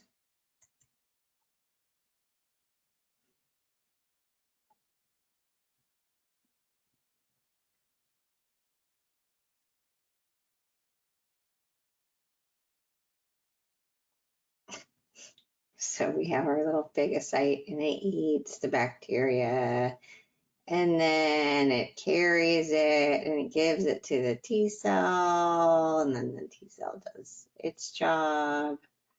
So T cells or an antigen activates the phagocyte.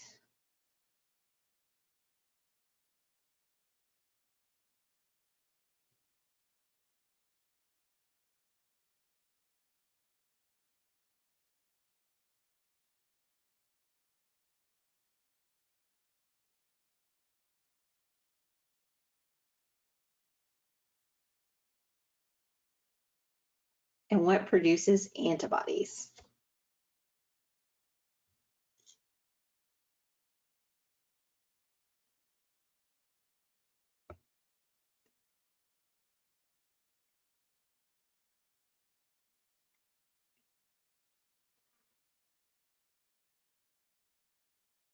Good.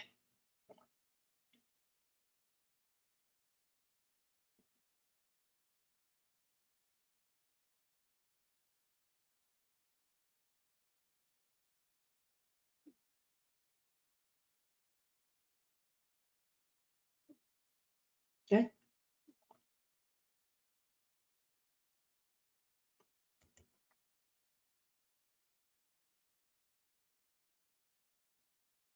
B cells produce antibodies.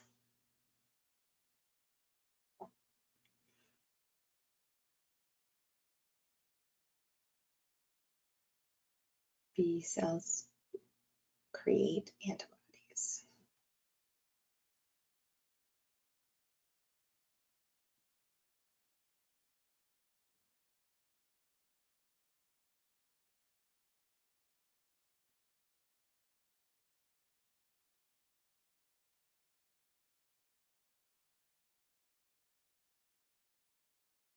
And what recycles old blood cells?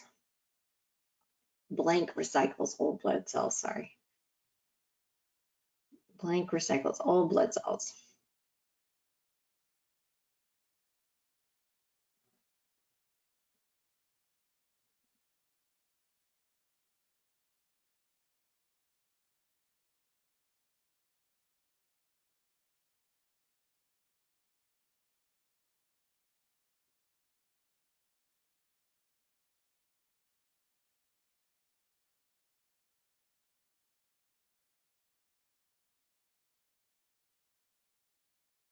So I have a question. Are antigens good for us? I mean, it depends. Like, I am super allergic to a lot of things, and to help me with my allergies, they give me antigen serums that help me build up a tolerance against the things I'm allergic to.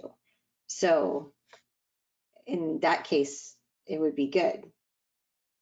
But if it's too much, then it would be detrimental. So you kind of got to weigh the, you got to weigh that out. Okay, so recycles old blood cells. What's your spleen? Spleen.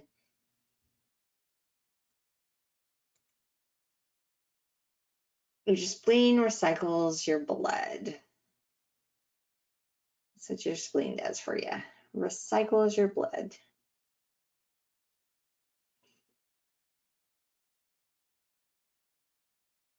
Me too. I hope I never rupture my spleen. Me too. Me too. Hope none of us ever rupture our spleen.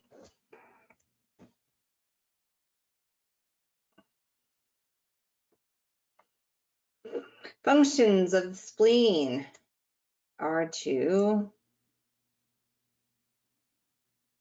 produce lymphocytes, destruction of pathogens by phagocytes, macrophages that remove worn out blood cells.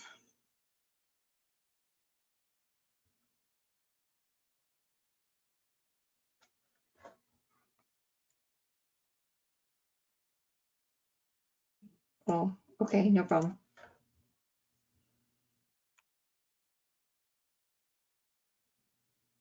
So, functions of the spleen. So you probably should know them because they're bright yellow. Should probably know more than it just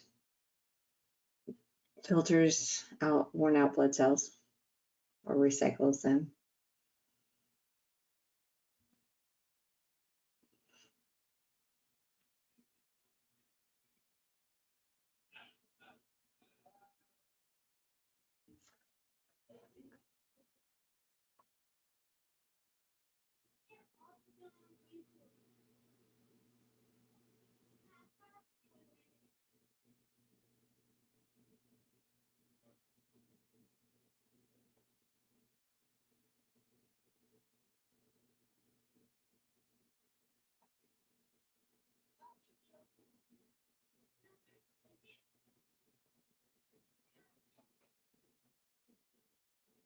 Blank produce plasma cells. What produce plasma cells?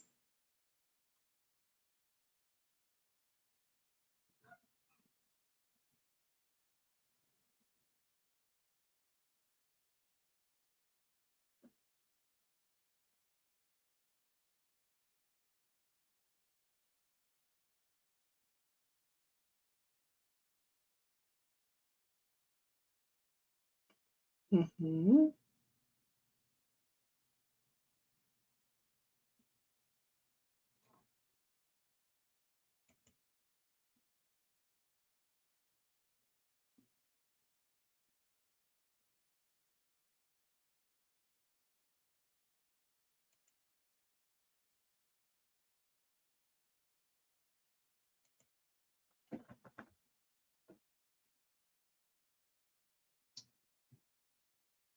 B cells. B cells produce plasma cells.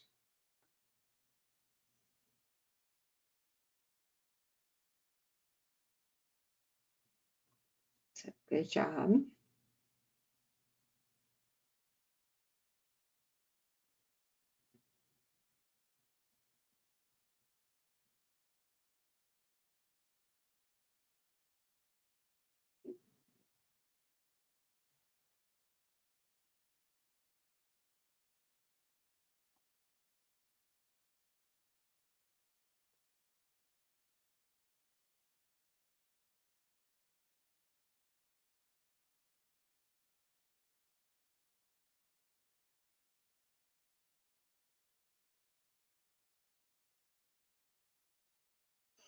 And what begins an immune response?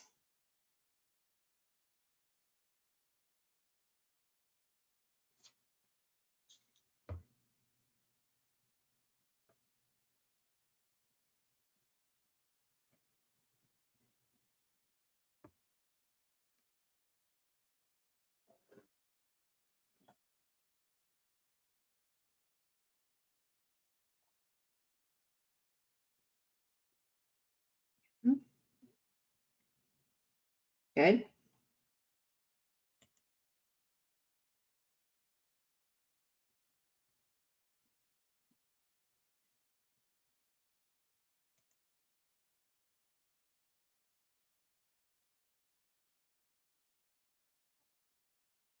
Hmm.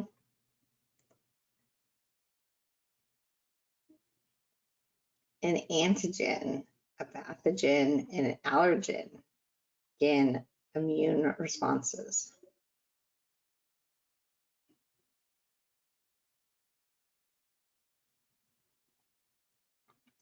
So antigen, pathogen, allergen can all make an immune response.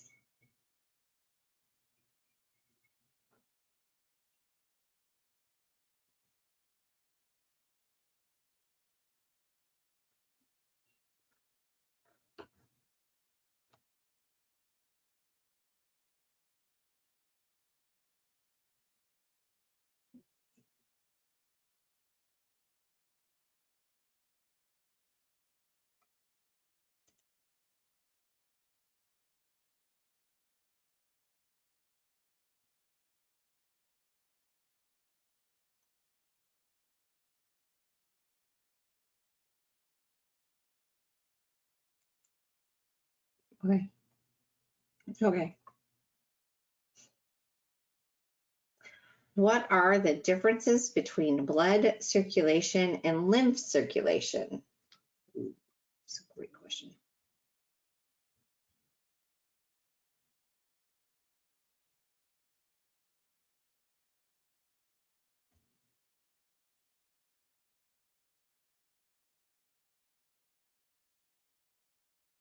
Mhm.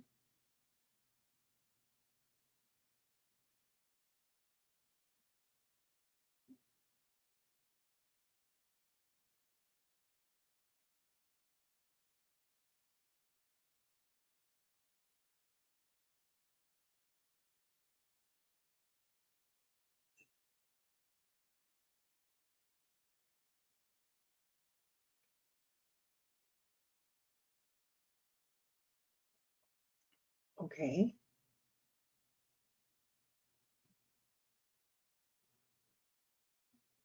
Nice.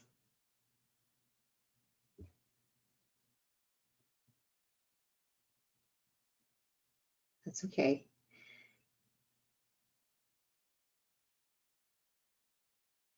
Good.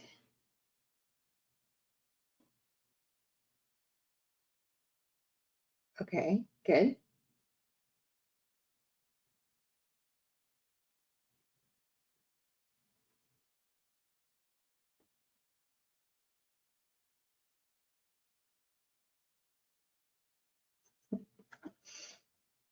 Okay. Okay. So the lymph is an open system, is very superficial. The lymph cells, so the white blood cells, can be anywhere, right? It can be all over. And then blood is a closed system, and it has a pump. It's deep in our body. It has red blood cells, and it stays within the capillaries. So that's the two differences. That's some of the differences. So lymph is an open system, where blood is a closed system. Lymph, we have to move, right, with our body movements or with massage or, you know, but blood has a pump, has a heart. Our heart pumps the blood. That's its own pump.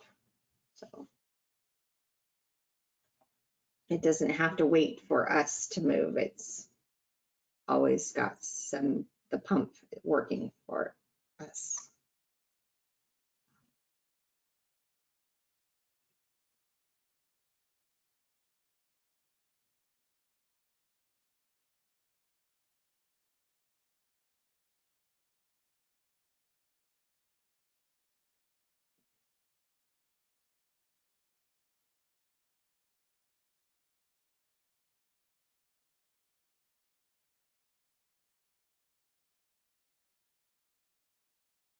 Gosh, that's huge on my screen.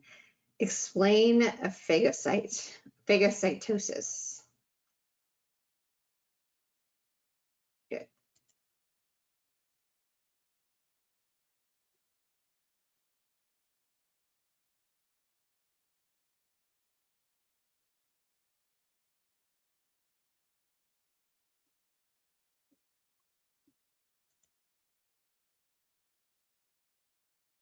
Yeah. Yep.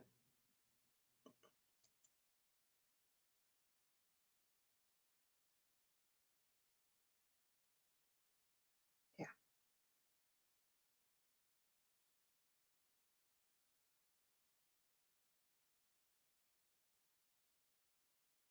Good.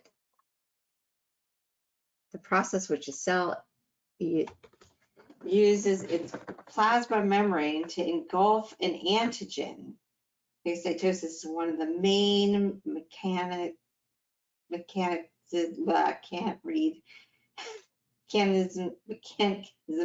of the immune defense. Basically, it's in eating, right? It eats to eat, to ingest. It's one of the first processes in responding to infection. To eat a cell, right? It says right on top. To eat a cell.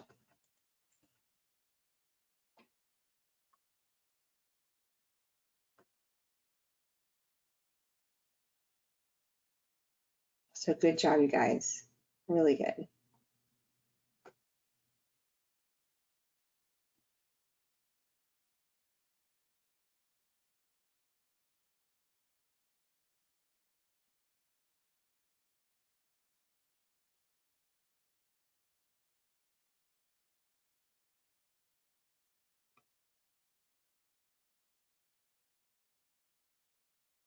And I think we need a break. I think we need a 10-minute break. So what time is it?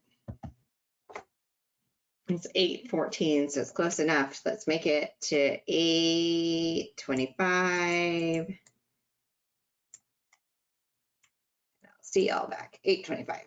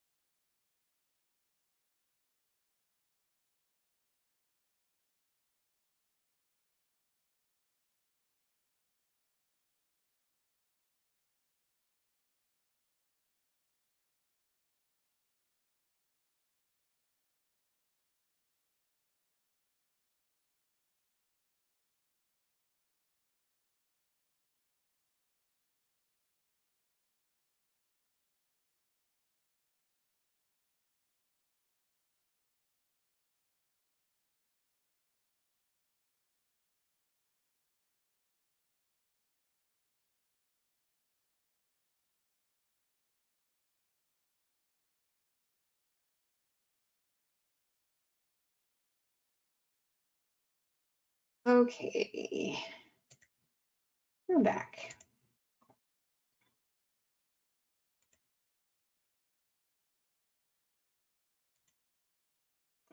Get my right implement here. Okay. Everybody back from break. Don't forget to type back from break. Back. Whatever you need to do.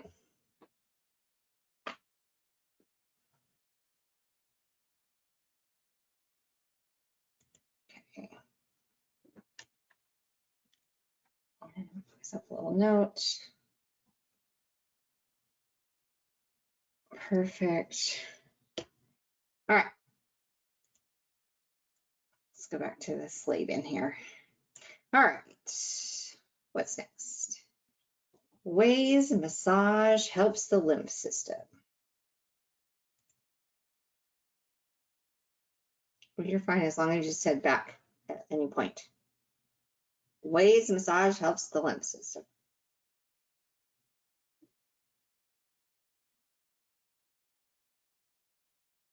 Good. Good.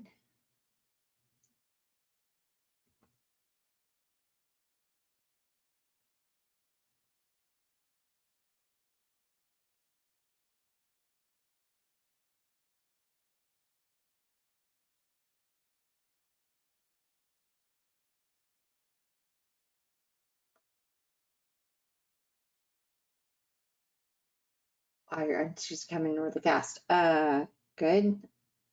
Good.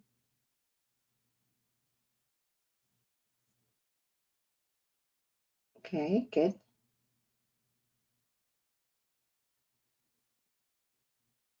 Awesome. Nice.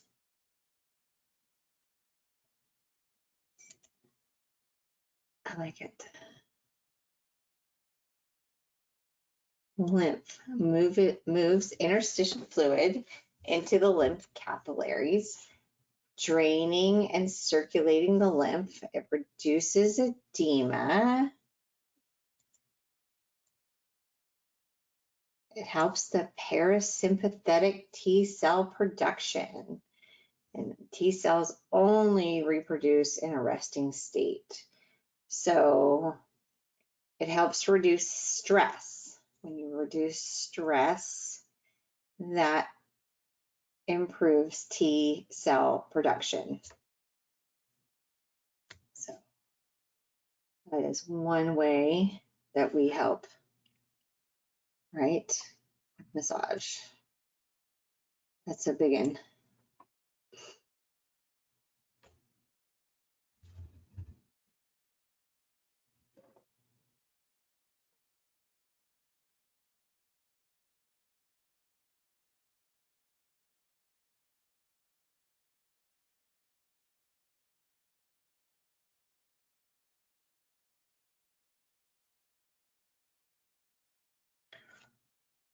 Where are B lymphocytes made?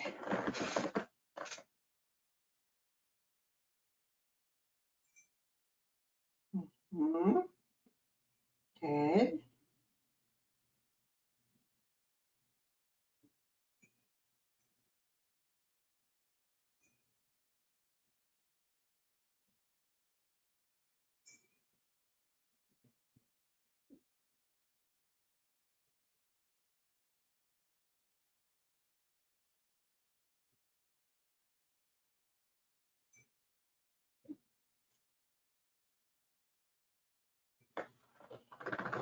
Good job. Nice. In the bone marrow.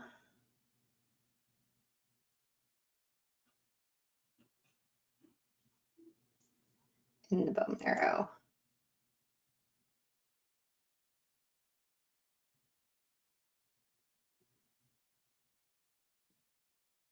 So B cells are the same thing.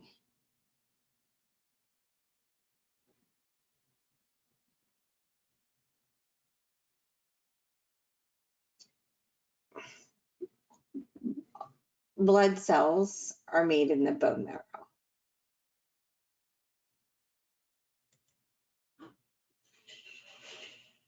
So if a B cell is a white blood cell,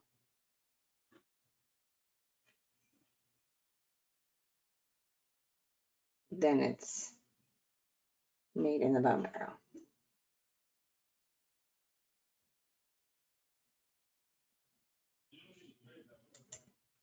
So B lymphocyte. So B lymphocyte, yeah.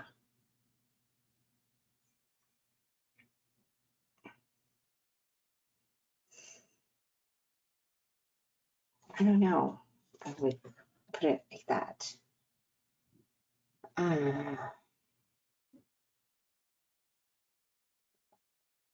Hold on one second.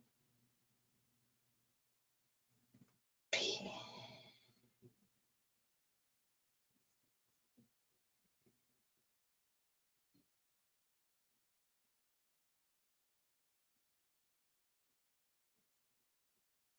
Okay.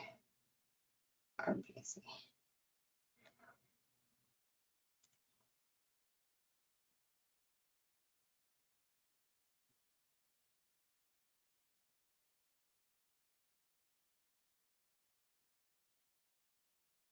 No, B lymphocytes are a white blood cell. Okay. B lymphocytes are white. White.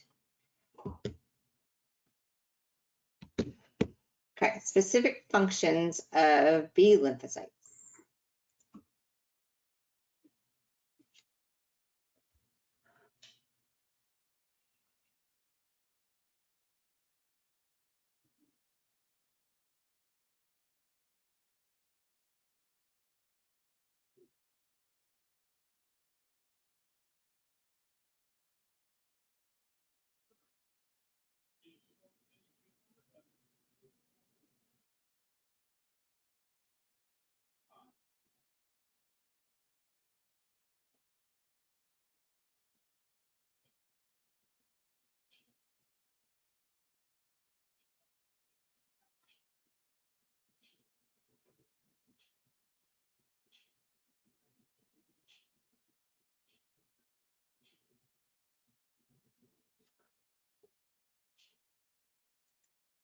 Okay, good job.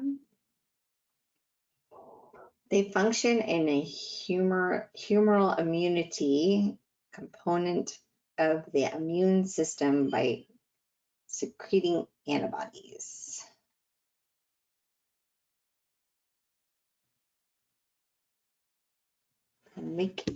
Secrete antibodies.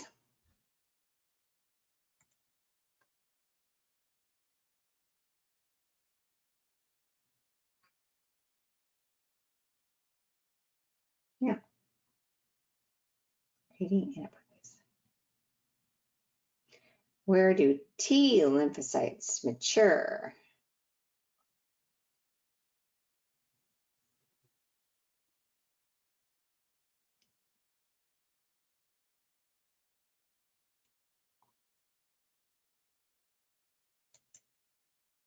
Good.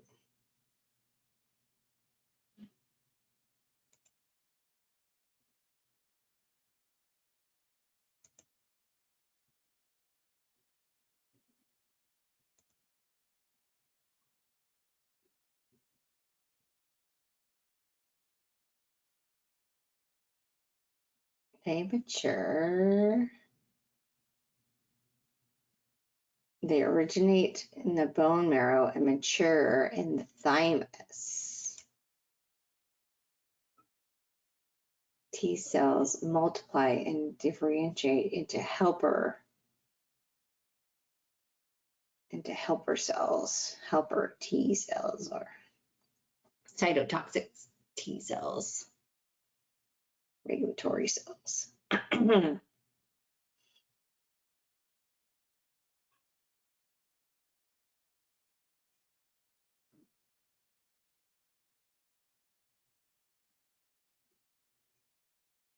Functions of a T lymphocyte.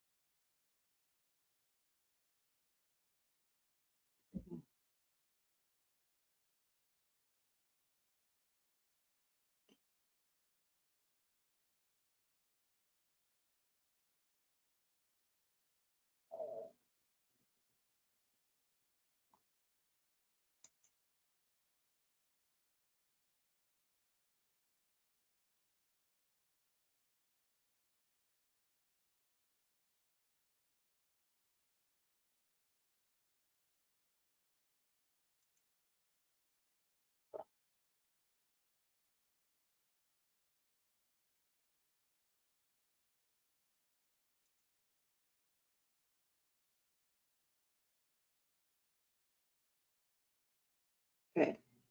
Okay. They fight antigens. Good. They fight antigens. Right? They fight fungus, bacteria, cancers, parasites. They fight antigens. That's really what you have to remember. They fight antigens.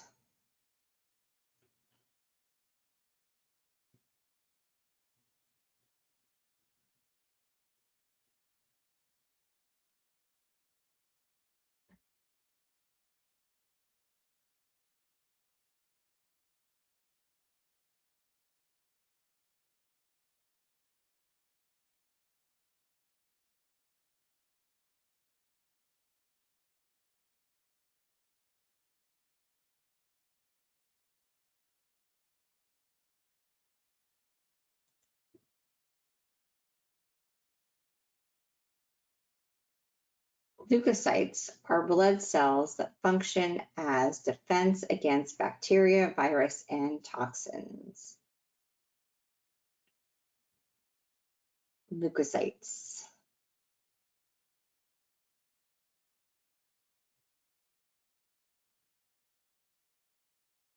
No problem. That's why we do review. So if you missed something on Sunday, you can catch it today.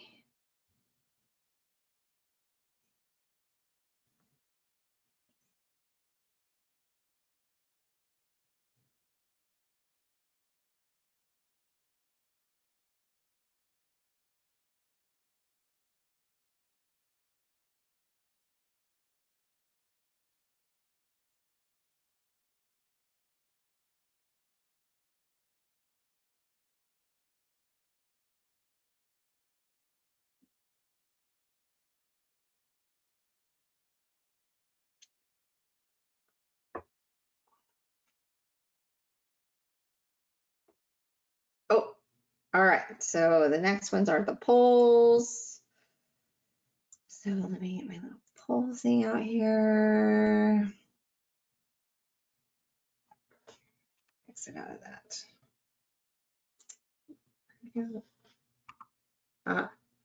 Okay, let me launch my poles.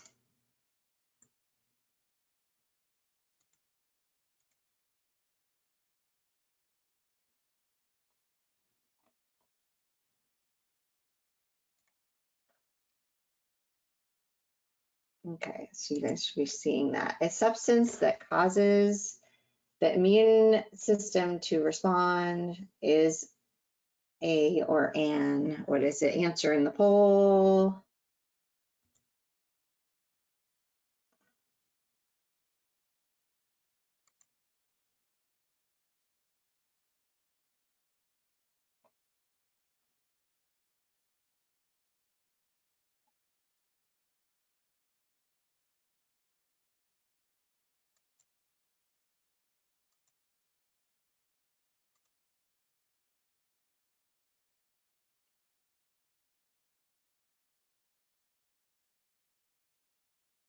I'm getting ready to close the poll.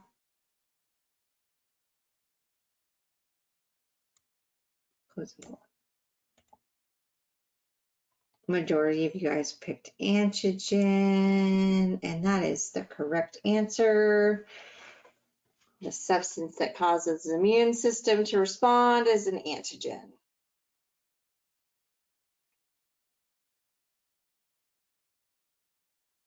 For those of you who need to write this down because this is yellow, you have a minute.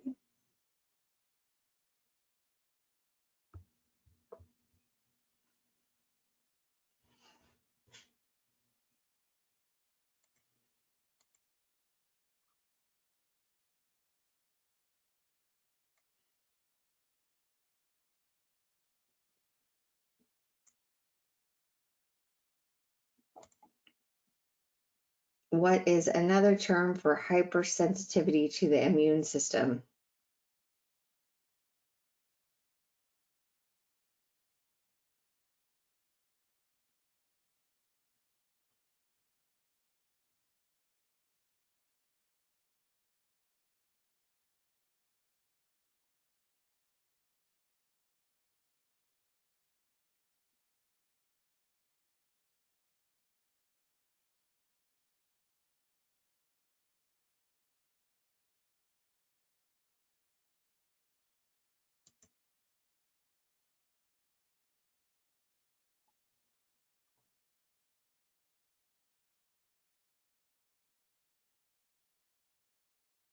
Getting ready to close the poll.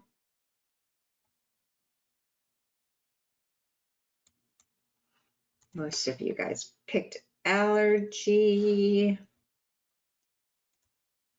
which is the correct answer. Majority of these are going to be noted, for the test. So make sure you make your notes as appropriate.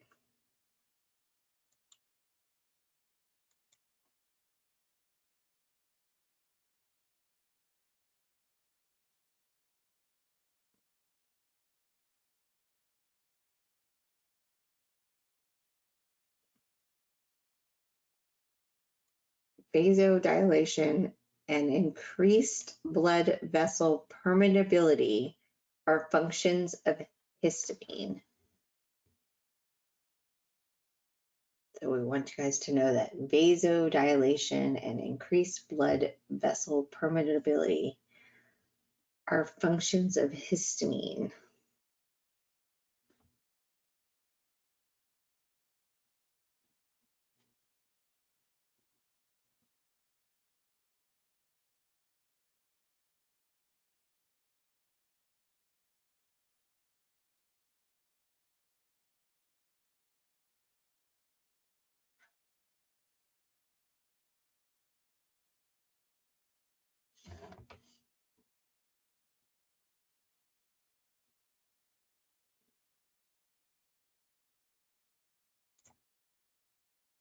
How does the immune system differ from other body systems?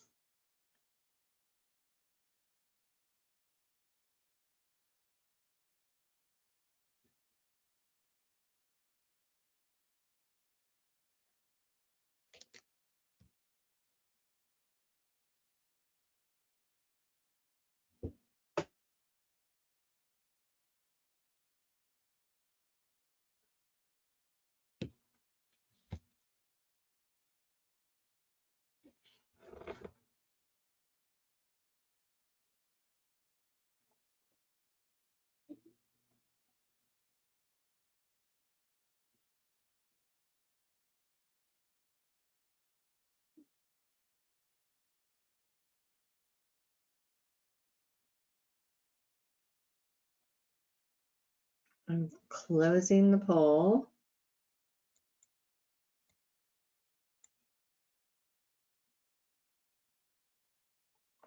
It's pretty close there between A and B. And A is the answer. It is a functional system that uses the organs and tissue of other systems instead of having specific organs.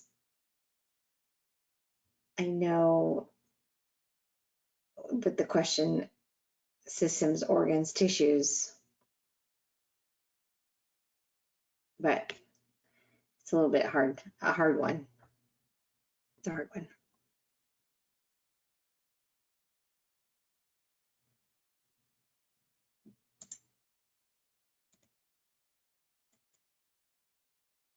What are the lymphoid tissues found in the oral cavity and pharynx?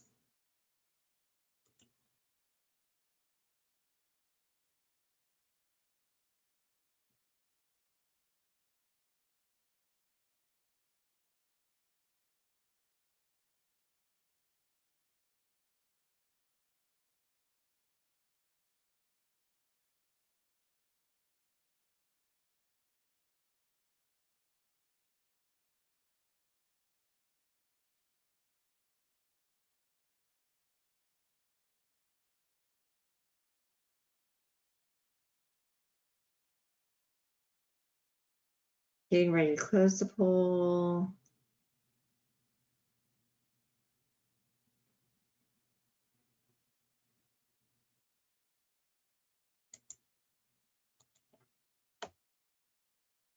Majority picked tonsils, and you are correct.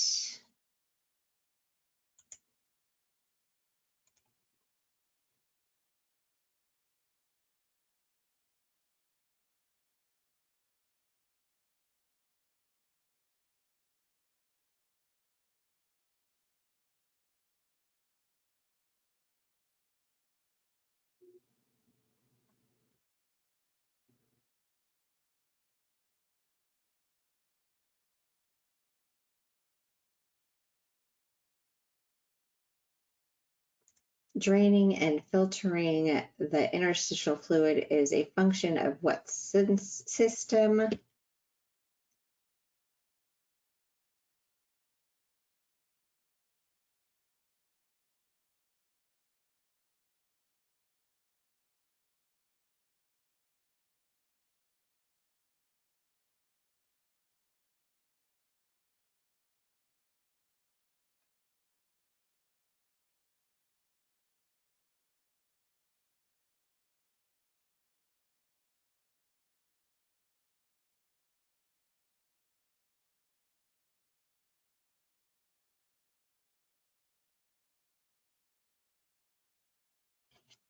Getting ready to close the poll.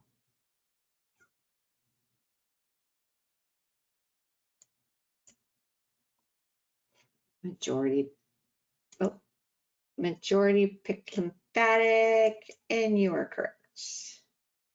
The lymphatic system is what we're learning right now, the lymphatic system.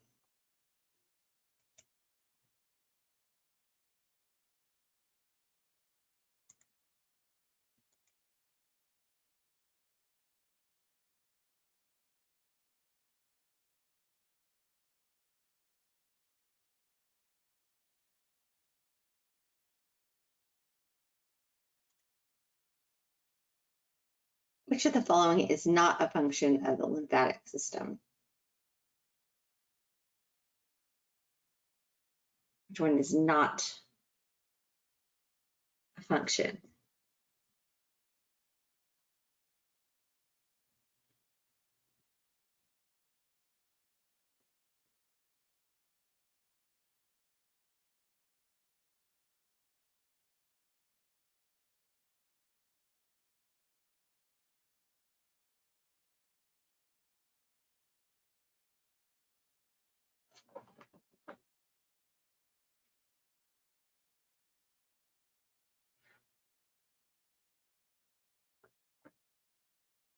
Getting ready to close the poll.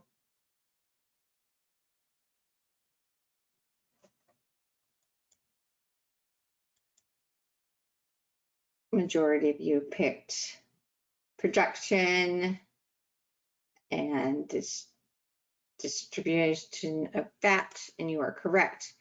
The lymph system does not produce fat. That was your key word. It does not produce fat.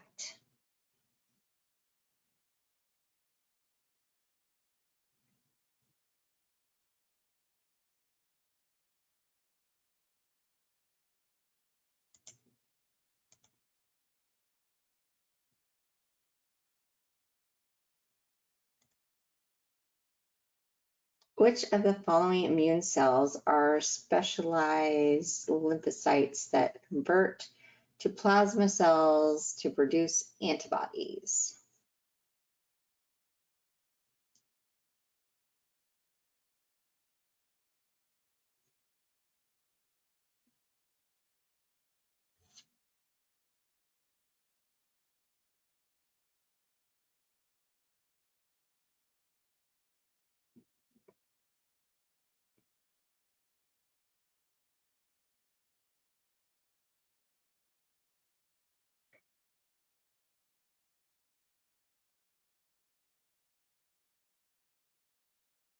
Getting ready to close the poll.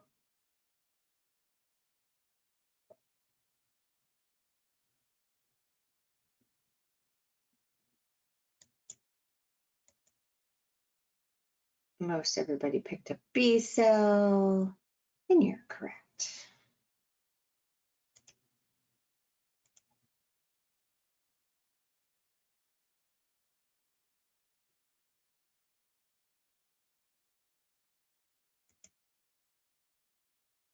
Which are lymphatic organs?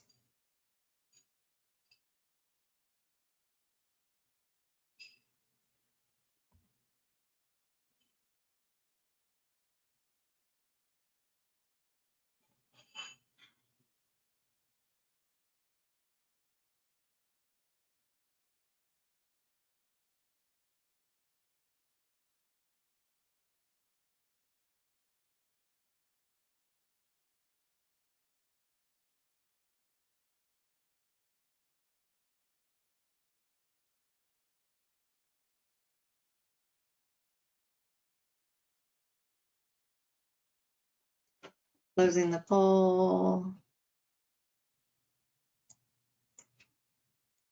Majority of you guys picked the spleen, the tonsils, and the thymus. And you are correct. Spleen, tonsils, and the thymus are all the organs for the lymphatic system.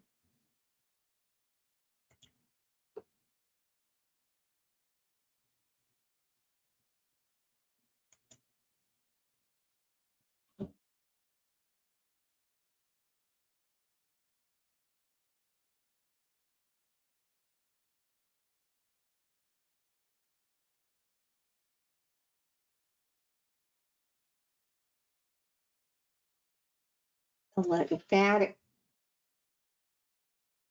tonsils are not an organ.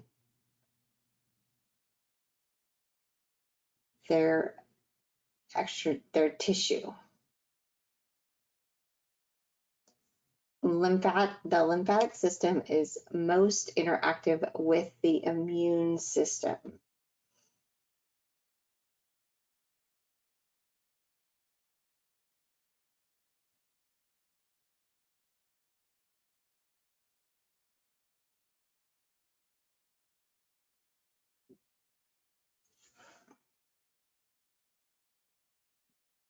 Oh, the tonsils. I mean, I would just think that, I guess you consider them an organ, but they're so small. But I guess the appendix is too, right? So is the thymus. Yeah, tonsils are an organ. So the lymphatic and the immune system interact with each other, but all of our systems, I mean, one system doesn't work without another. The lymphatic system interacts mostly with the immune system.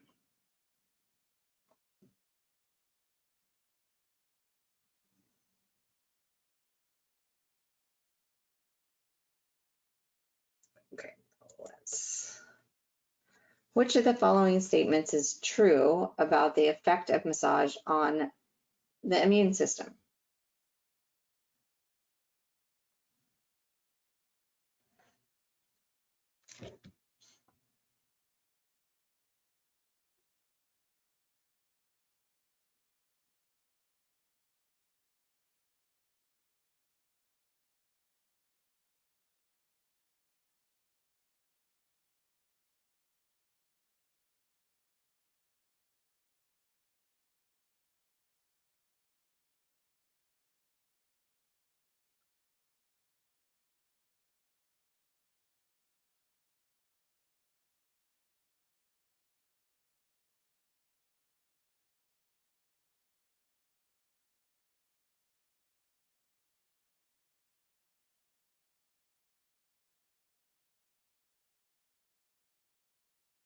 Closing the poll.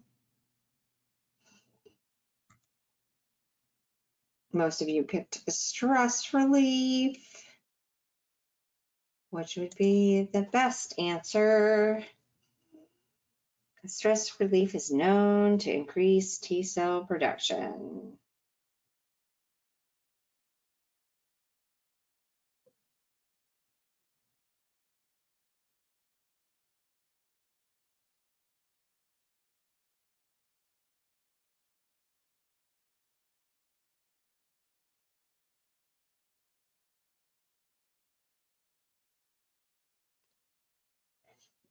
Sure, I will go back to the slide before, just a second.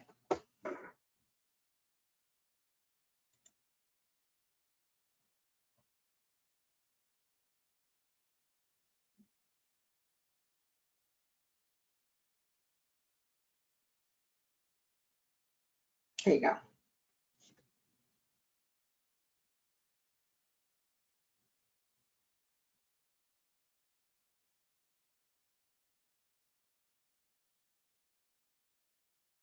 You're welcome.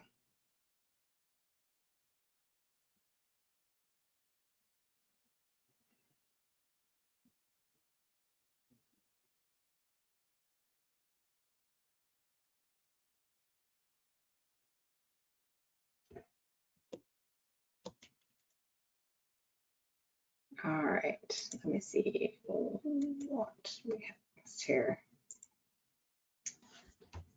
Which is the site where the lymphatic system returns fluid to the cardiovascular system?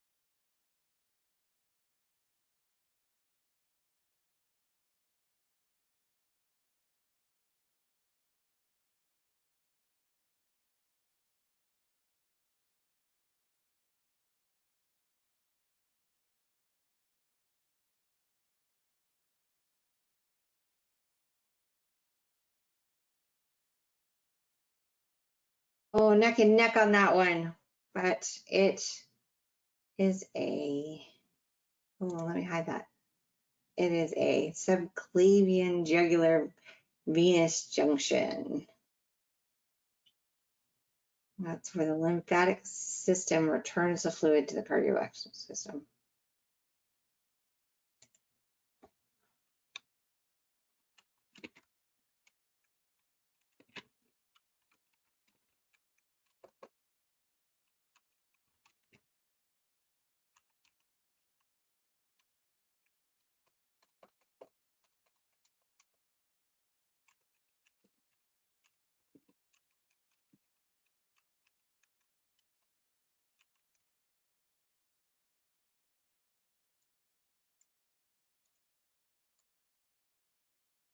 Okay.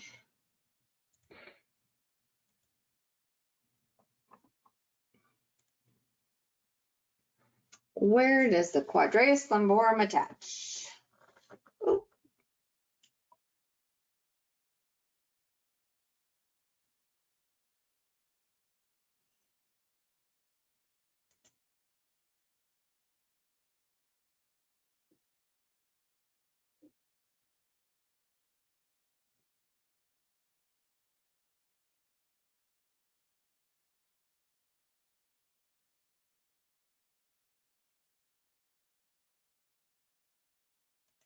Yes, I can go back.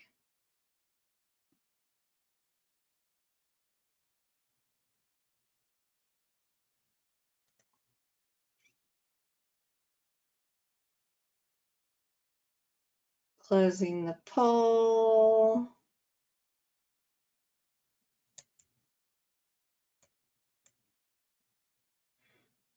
Majority picked all of the options, and all of the options are correct. So the quadratus lumborum attaches at the 12th rib, the transverse processes, and the posterior iliac crest. When we say attach, it can mean either origin or insertion.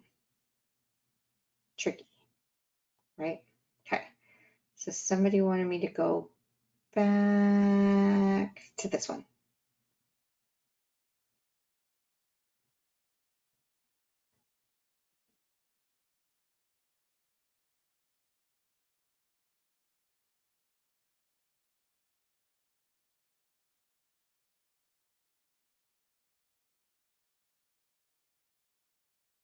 Let me know when you have this written down.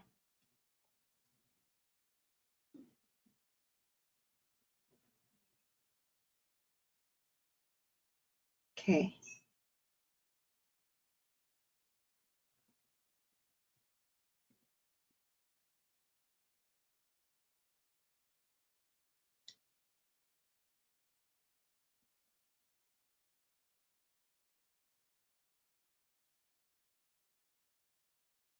All right, I had two people ask me. Carlos, are you good? Did you get it?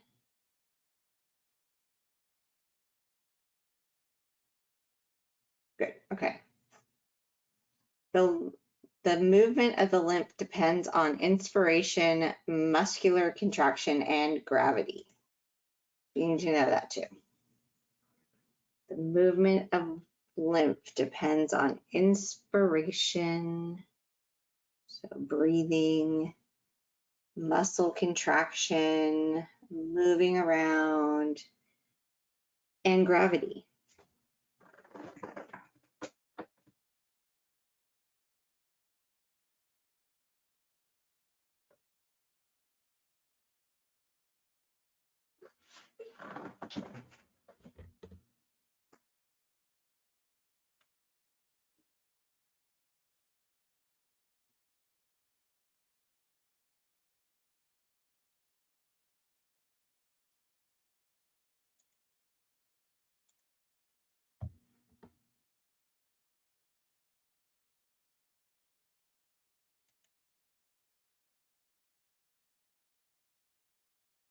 Okay.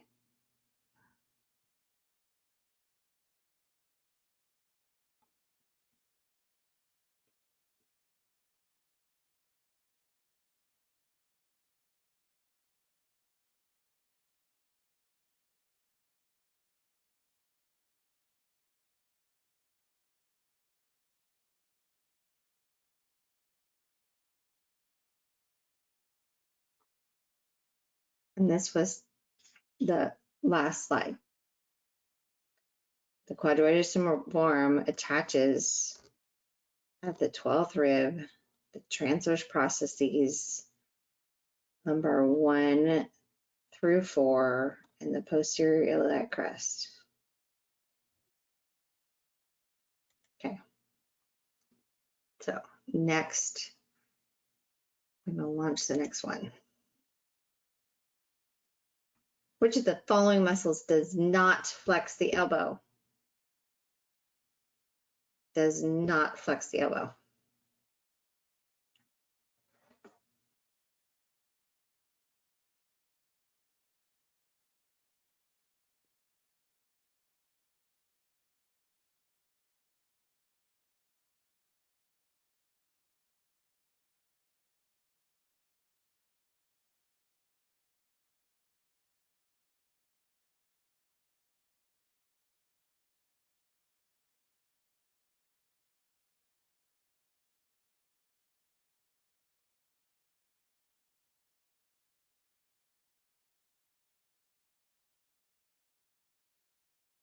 Getting ready to close the poll.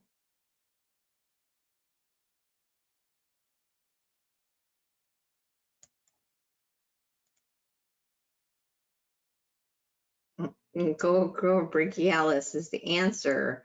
Remember I asked you guys, does this cross the elbow? No, so if it doesn't cross the elbow, it's not going to flex the elbow. Brachialis, it doesn't cross the elbow, so it can't flex the elbow. Can't move the elbow.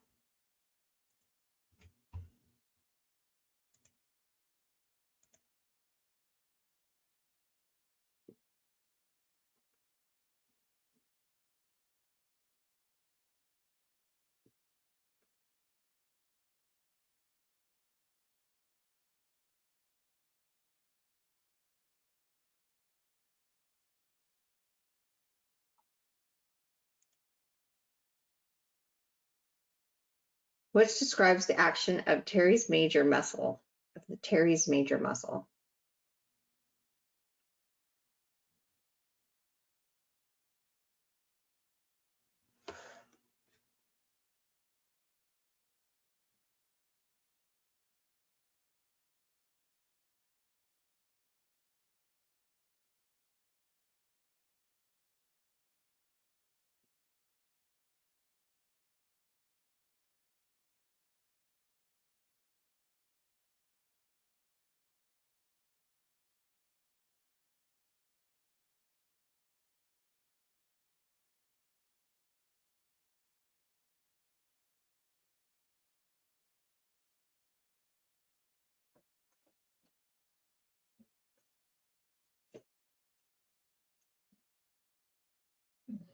Getting ready to close poll.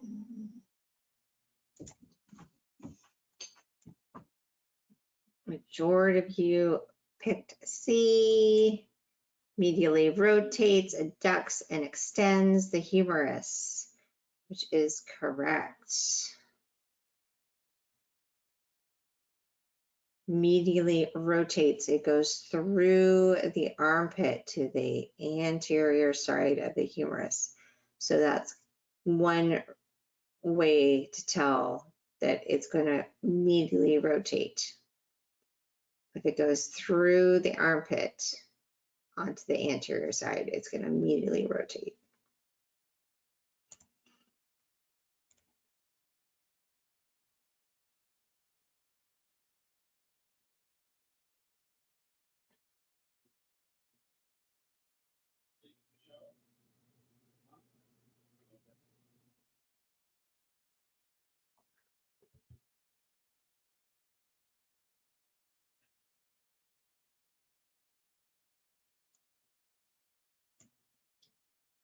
What is the insertion of biceps brachii?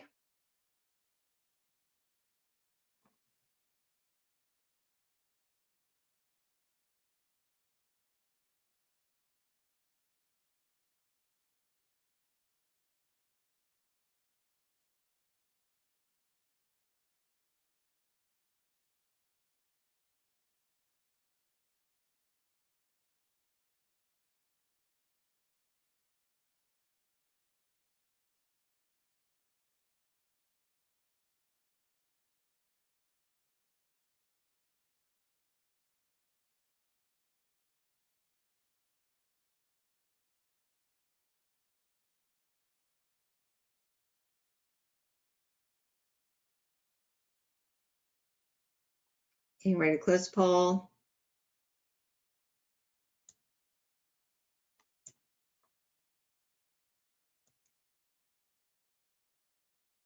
Majority picked radial tuberosity, and you are correct. That is the insertion of the biceps brachii.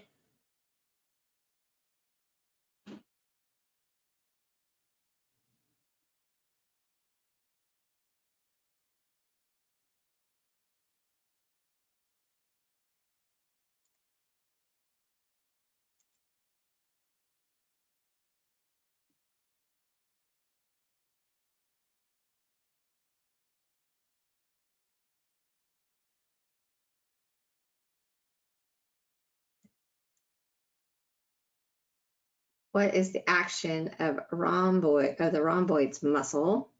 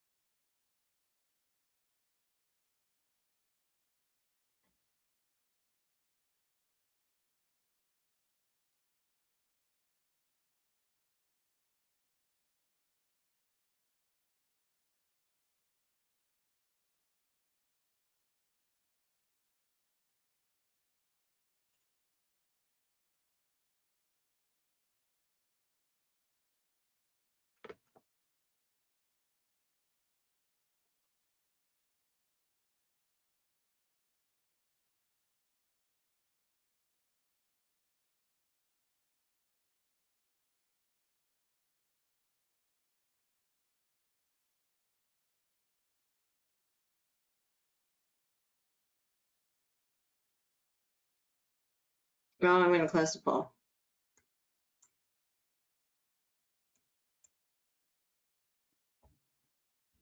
It's had pretty close answers here. You guys picked pretty close. It is retraction and downward, and retraction, which is adduction,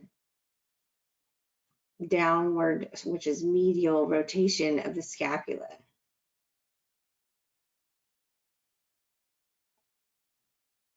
So it brings the scapula into the spine,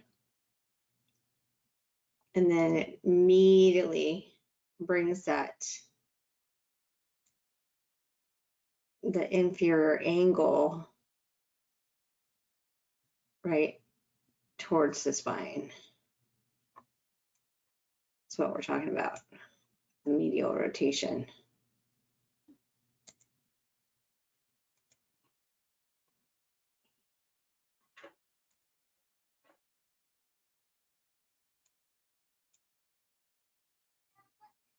In general, what are the attachment sites for the transversospinalis group?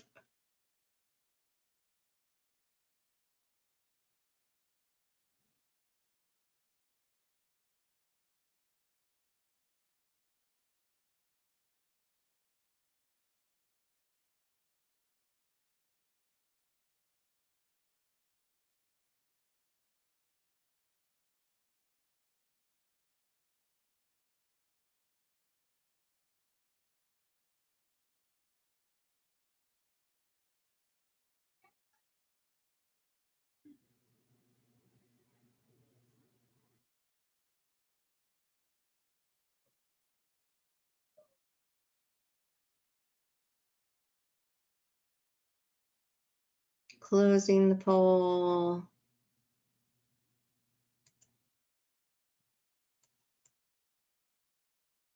Majority transverse and spinous processes. And you are correct.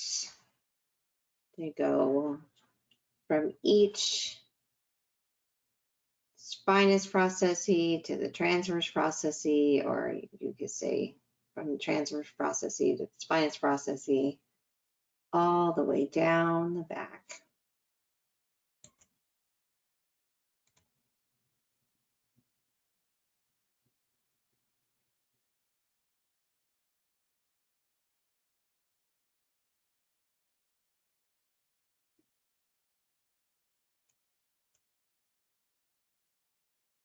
Which of the muscles does not attach to the bicipital groove of the humerus?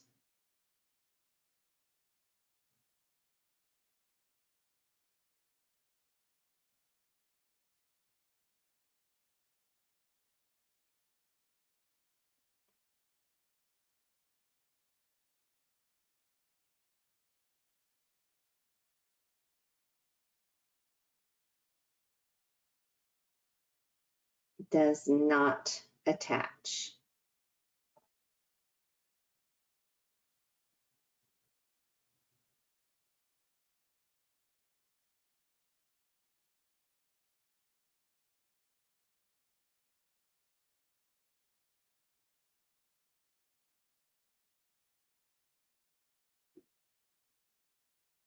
Getting ready to close poll.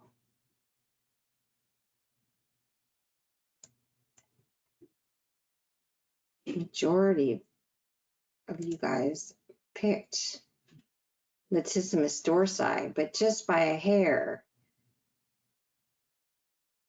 The answer is teres minor. Teres minor comes out onto the head of the humerus and does not go through as the latissimus dorsi or teres major through the axillary to the anterior side of the humerus onto the bicipital groove. But pectoralis major is on the anterior side of the humerus. Teres major is on the posterior side of the humerus.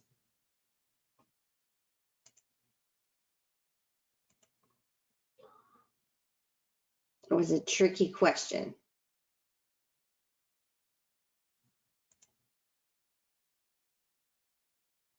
Which muscle is attached at the lateral supracondyle ridge?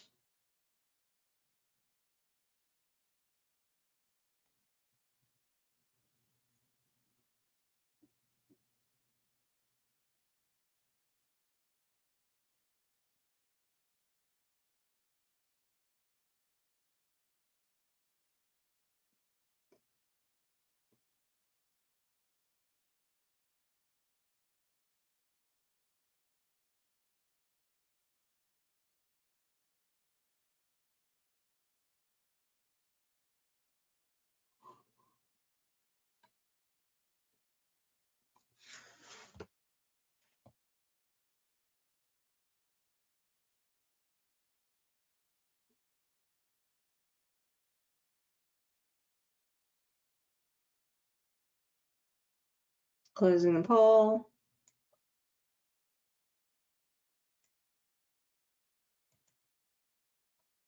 Majority picked brachioradialis, and you are correct. Brachioradialis begins or attaches to the lateral suprachiasmatic ridge. Lateral because it's on the thumb side, because it goes to the radius.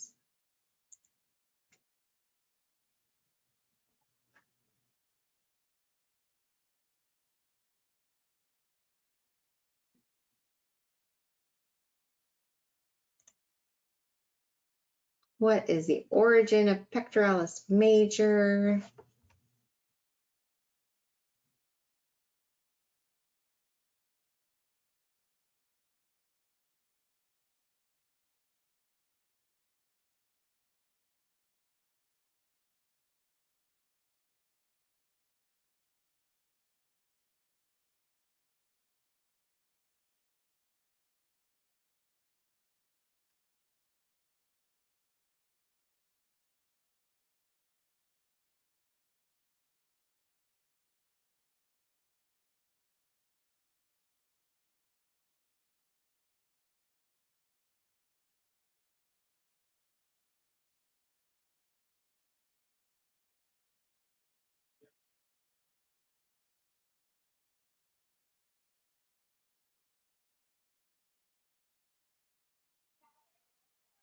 Closing the poll.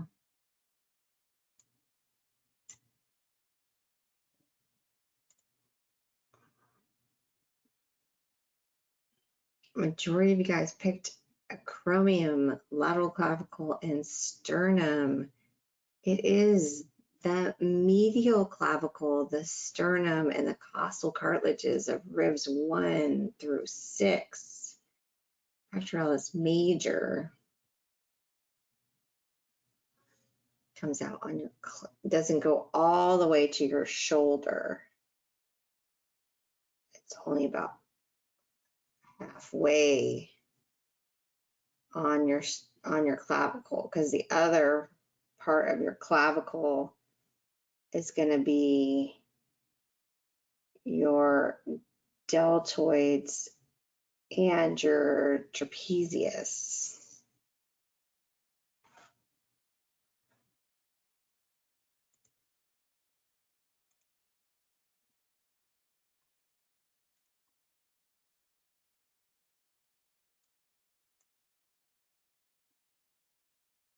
The olecranon process is the insertion for what muscle?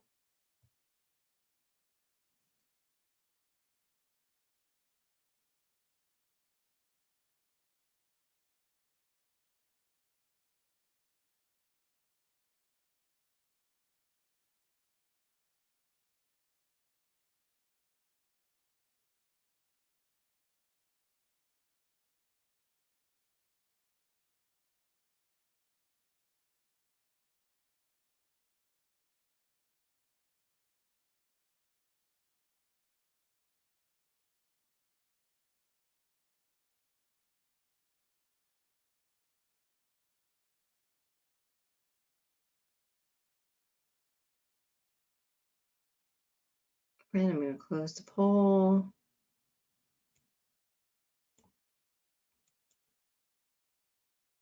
Gosh, look at that. Majority ruled triceps brachii. Triceps brachii.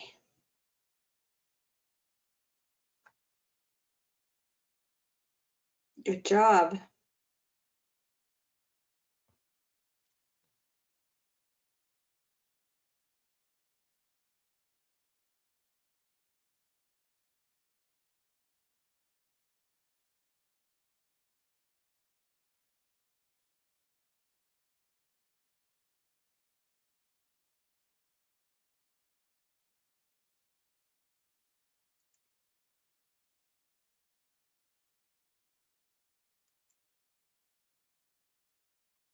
How do I get out of this thing?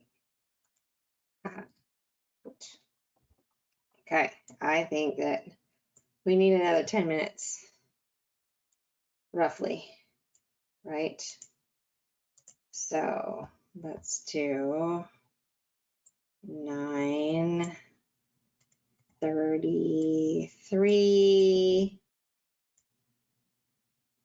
and I'll see you back.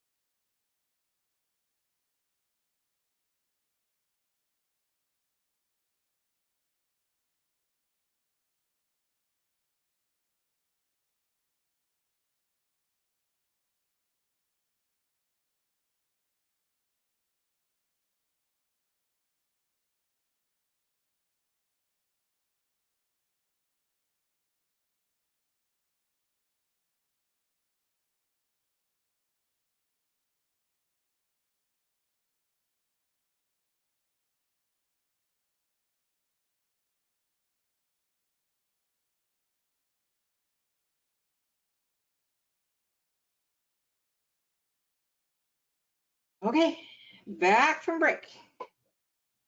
Final stretch. We can do it. We can make it. Just a little bit more to go.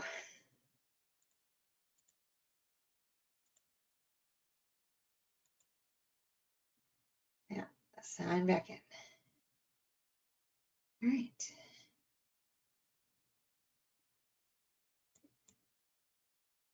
Cool.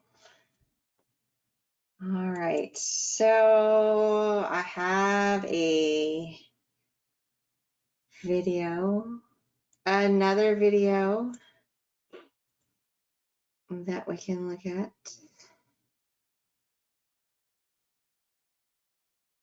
Put this one in the background. Okay. All right. Let's see. We have Crash Course. Love our man from the Crash Course.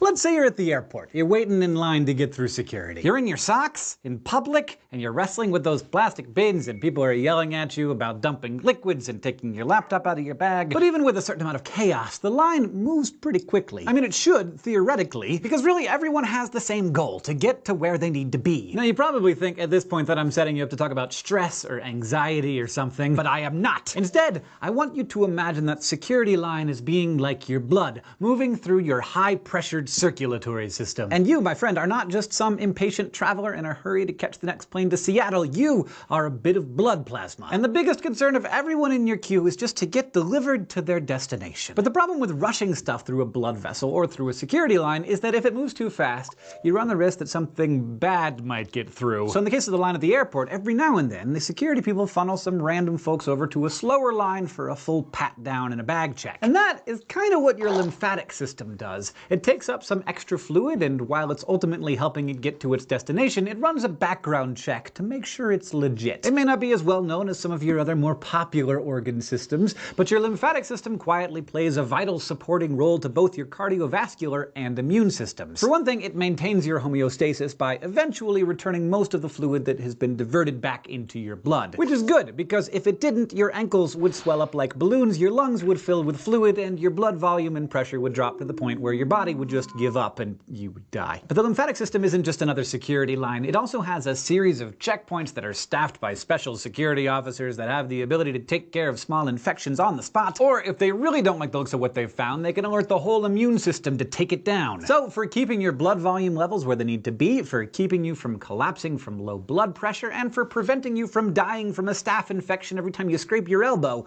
you have to thank the unsung hero of your anatomy, your lymphatic system.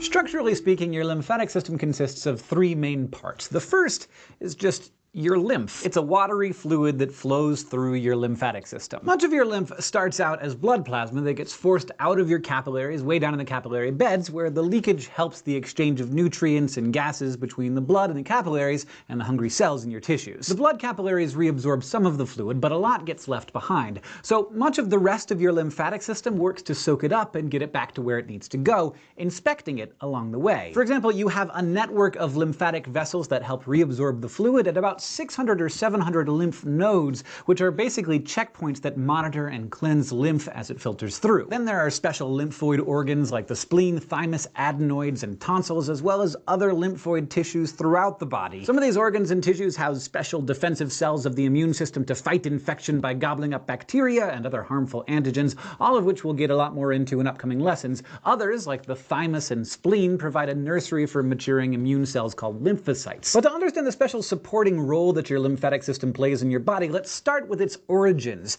in the capillary beds of your circulatory system. You'll recall that these beds are where the capillaries carry blood from your arterioles and your arteries before that, and feed blood into your venules and eventually your veins. This is where the transfer of nutrients and waste takes place, as blood pressures force plasma out of the arterial end of the capillaries and into the interstitial fluid between the cells of whatever tissue you happen to be in. And most of that fluid gets drawn right back into the capillaries on the venous end thanks to osmotic pressure. But some is left behind. Of the 20 liters a day that's forced through the arteriolar end of all the capillaries all over your body, only 17 liters is taken back up by the venous end. Those other 3 liters? That becomes your lymph. It's almost immediately picked up by nearby lymphatic capillaries that wind their way in and among the blood capillaries, and they're really well suited for their job. Lymphatic capillaries are made of loosely overlapping endothelial cells that look kind of like roofing shingles, forming little flap-like valves that only open in one direction. So when the pressure in the interstitial space becomes greater than the pressure inside the lymphatic capillary, the flaps push open and take in fluid to relieve the pressure. Once the fluid is inside a lymphatic capillary, we can officially call it lymph. Then it flows through successively larger lymphatic vessels to collecting vessels and then the larger trunks, and finally into one of 2 big ducts that feed back into the lowest pressure area of the circulatory system. The right lymphatic duct drains all the lymph collected from the upper right area of the torso, as well as the right arm and the right sides of the head and thorax, and feeds them all into the internal jugular vein. The larger thoracic duct takes lymph from the rest of the body and dumps it into the subclavian vein. Overall, these vessels work a lot like your veins do. They operate under very low pressure, have a series of valves that prevent backflow, and are helped along a bit by smooth muscle in the vessel walls that keep the fluid moving. Okay, so the lymphatic system takes extra fluid that's squeezed out of the blood capillaries and basically mops it up. That sounds handy, but as a living thing that wants to stay alive, what's in it for you exactly? Well, remember, we're talking about recovering 3 liters of blood fluid per day. That's more than half your total blood volume. If that weren't returned to your circulatory system, you'd be looking at a serious drop in blood pressure and little to no oxygen delivery or waste pickup. Plus, any blockage in the lymph system, like from a tumor that obstructs one of your vessels, can be really dangerous, resulting in edema or swelling that can constrain blood flow and lead to serious complications. And finally, don't forget that your lymph also plays a key role in the function of your immune system. Say you scrape your elbow and some bad stuff, like the staphylococcus bacteria that's covering your entire body right now, infiltrates some of the loose areolar connective tissue under your skin. Since that tissue is full of interstitial fluid that drains into your lymphatics, which ultimately drain to your heart, you're gonna want to vanquish those bad guys before they have a chance to wreak any havoc. Whatever will you do? Well, this is where your lymph nodes come in. Your body's main lymphoid organs, the lymph nodes, are where your lymph gets close and regular inspection by its resident immune cells, lymphocytes. Depending on what kind of troublemaker they find in the fluid, the lymphocytes might trigger the release of resident macrophages to attack unwanted microorganisms, or they might activate the general immune system outside of the node if they need extra support. The details of how that happens we will get to next time, but for now, just understand that lymphocytes are found in and mature in the loose reticular connective tissue that makes up a large part of the nodes and most of your other lymphoid organs. Now, if a node is overwhelmed by whatever invader it's trying to quell, it may become inflamed. You can actually feel some of your nodes if you poke around the sides of your neck. They feel like little bumps. Little bumps. Yeah, there they are. And noticeably enlarged lymph nodes are often an early diagnostic sign of disease or infection, which is why doctors are always feeling around under your jawline during checkups. But your lymph nodes aren't the system's only checkpoints. You've also got a few special outposts placed at strategic entry points to particularly sensitive tissues, like those in the respiratory and digestive tracts. These are called mucosa-associated lymphoid tissues, or MALTs, because they can be found in mucous membranes around the body outside of the lymphatic vessels. Your tonsils are some of the largest collections of these tissues, which together form a ring around the entrance of the pharynx. There, they can inspect everything you eat and breathe and try to remove any pathogens before they enter the GI tract or lungs. It's a pretty big job, actually, which is why sore throats and swollen tonsils are a common sign of a cold or other infection. Another collection of MALTs, called Peyer's patches, are in the distal portion of the small intestine, providing another checkpoint along the GI tract. And contrary to popular myth, your appendix is not useless, because it too contains a bunch of lymphoid tissue and is conveniently conveniently located where it can destroy any remaining bacteria before it can breach the intestinal wall during absorption. Exactly how your lymph and immune cells detect and destroy the unwanted visitors that might otherwise kill you is what we're going to be talking about for the remainder of this course. But for now, you learned how your unsung lymphatic system supports cardiovascular function by collecting, filtering, and returning interstitial fluid back into the bloodstream via a system of lymphatic vessels. We also talked about the system's major role in fighting off infection and how lymph nodes and other lymphoid organs and MALT areas house antigen-attacking lymphocytes that provide crucial support to the immune system. Thank you to our Headmaster of Learning, Linnea Boyev, and thank you to all of our Patreon patrons whose monthly contributions help make Crash Course possible, not only for themselves, but for everybody everywhere. If you like Crash Course and want to help us keep making videos like this one, you can go to patreon.com/crashcourse. This episode was filmed in the Dr. Cheryl C. Kinney Crash Course studio. It was written by Kathleen Yale. The script was edited by Blake DiPastino, and our consultant is Dr. Brandon Jackson. It was directed by Nicholas Jenkins, edited by Nicole Sweeney. Our sound designer is Michael Aranda, and the graphics team is Thought Cafe.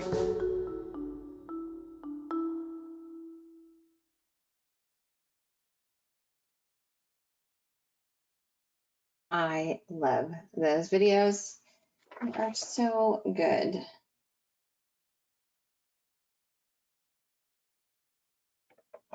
Okay, yeah, he's awesome. And I don't know his name. Corey goes ask. All right, so how you guys doing? Feeling overloaded? A lot of information.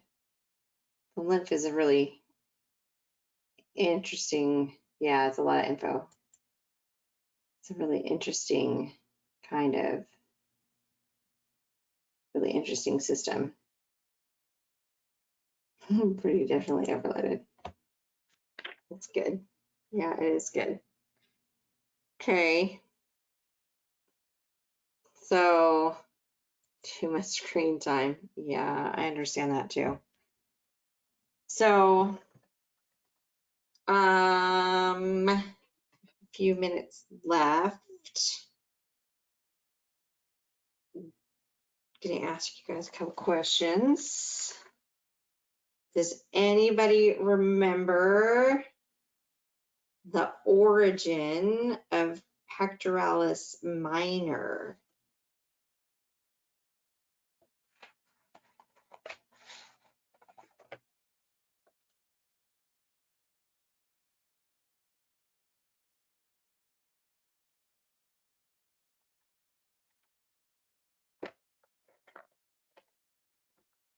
What is the origin of pectoralis minor?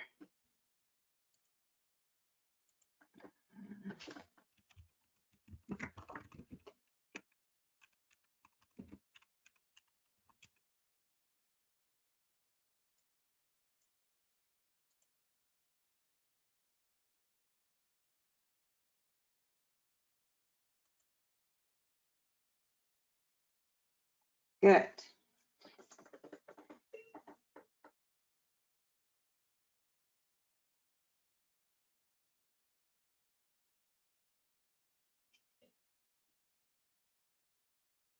Awesome. The origin of pectoralis minor is the anterior surfaces of ribs 3, 4, and 5.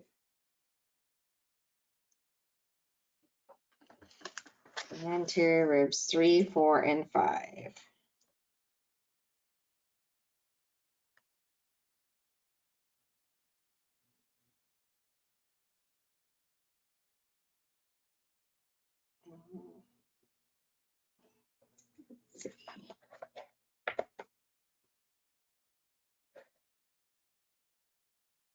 What is the insertion for the, oh, I don't have a screen up. I don't have a screen up. What is the insertion for the diaphragm? Does anybody remember what the insertion for the diaphragm is?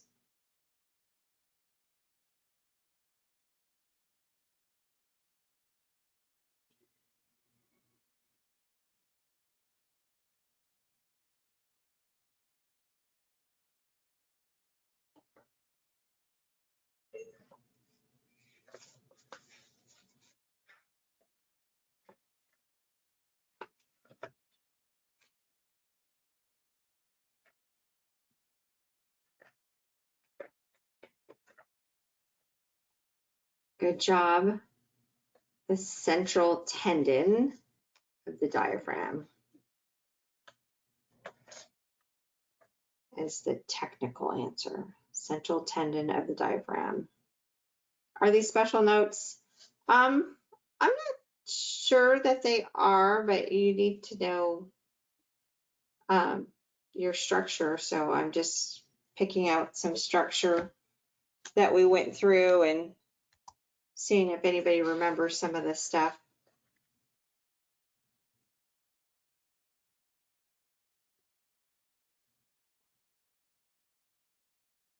Does anybody remember what the action of rectus abdominis is?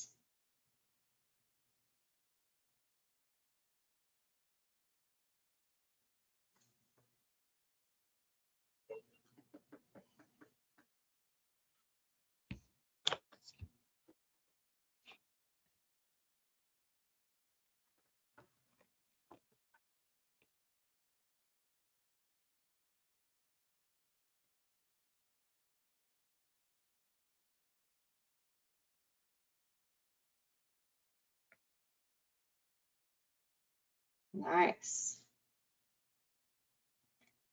Flexion of the trunk and compression of and support of the abdominal viscera. Flexion of the trunk.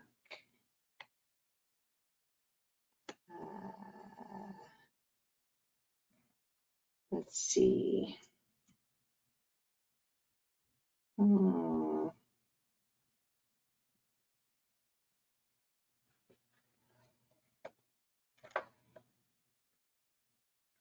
What's the insertion of levator scapula?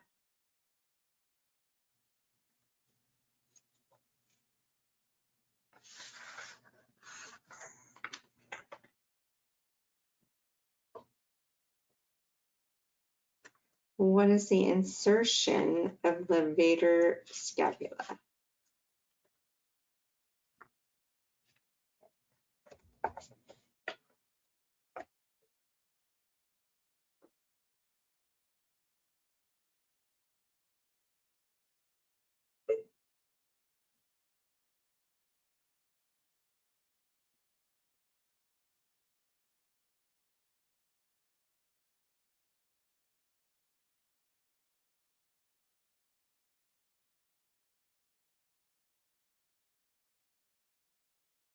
Good. Vertebral border of scapula to the root of the spine of the scapula. Good.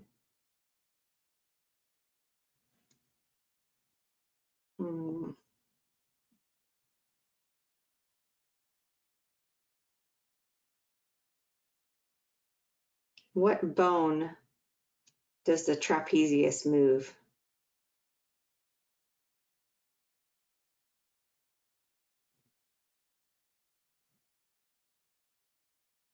What bone does the trapezius move?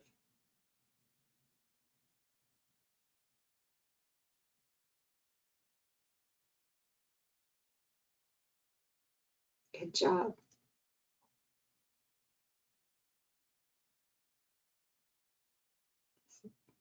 It's okay.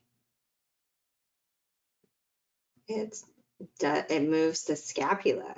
Good job. Moves the scapula.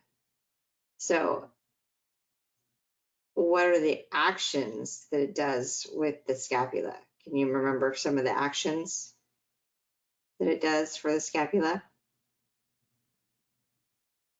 What are some of the actions that trapezius does?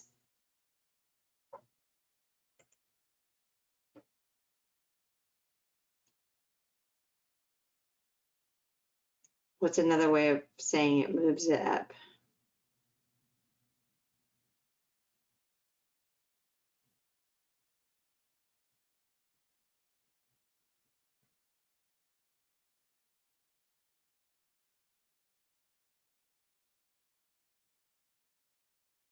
Hey, if you can just remember one, that's good. I think. Good. It does elevation, so that would be moving it up, right? It does adduction, so bringing it in towards the spine. Depression, lowering it, right?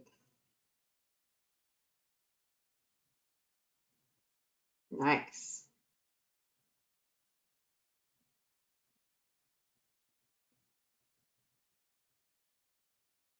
Good.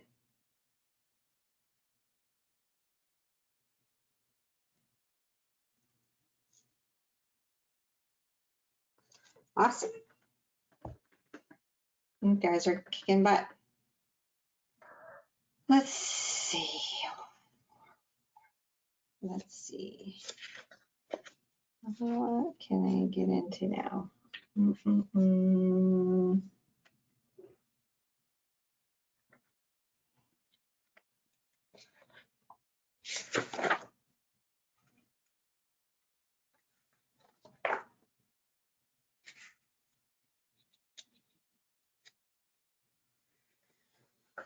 What are the muscles of the rotator cuff?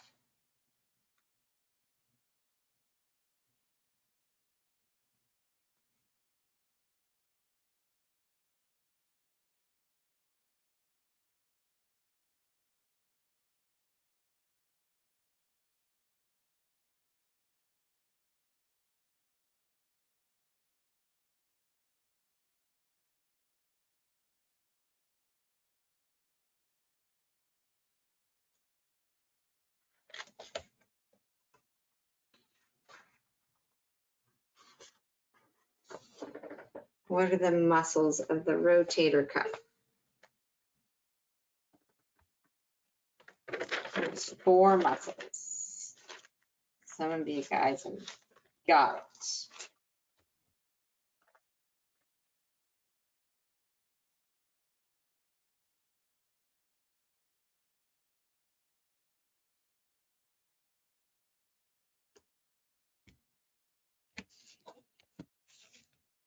Good job.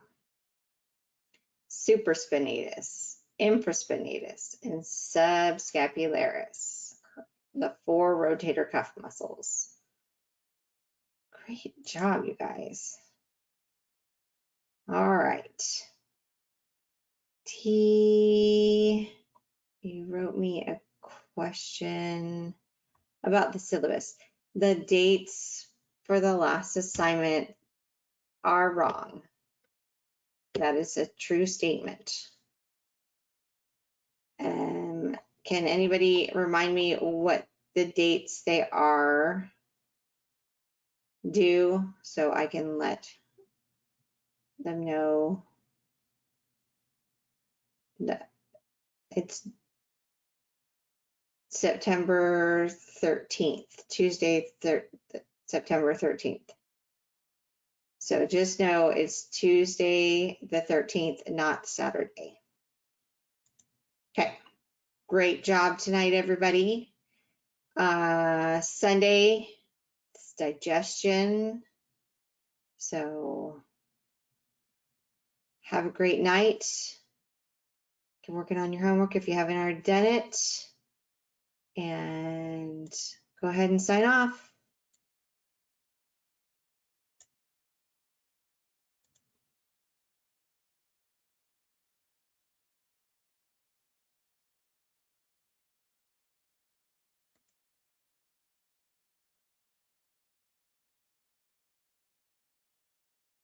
You guys are so welcome. Have a great night.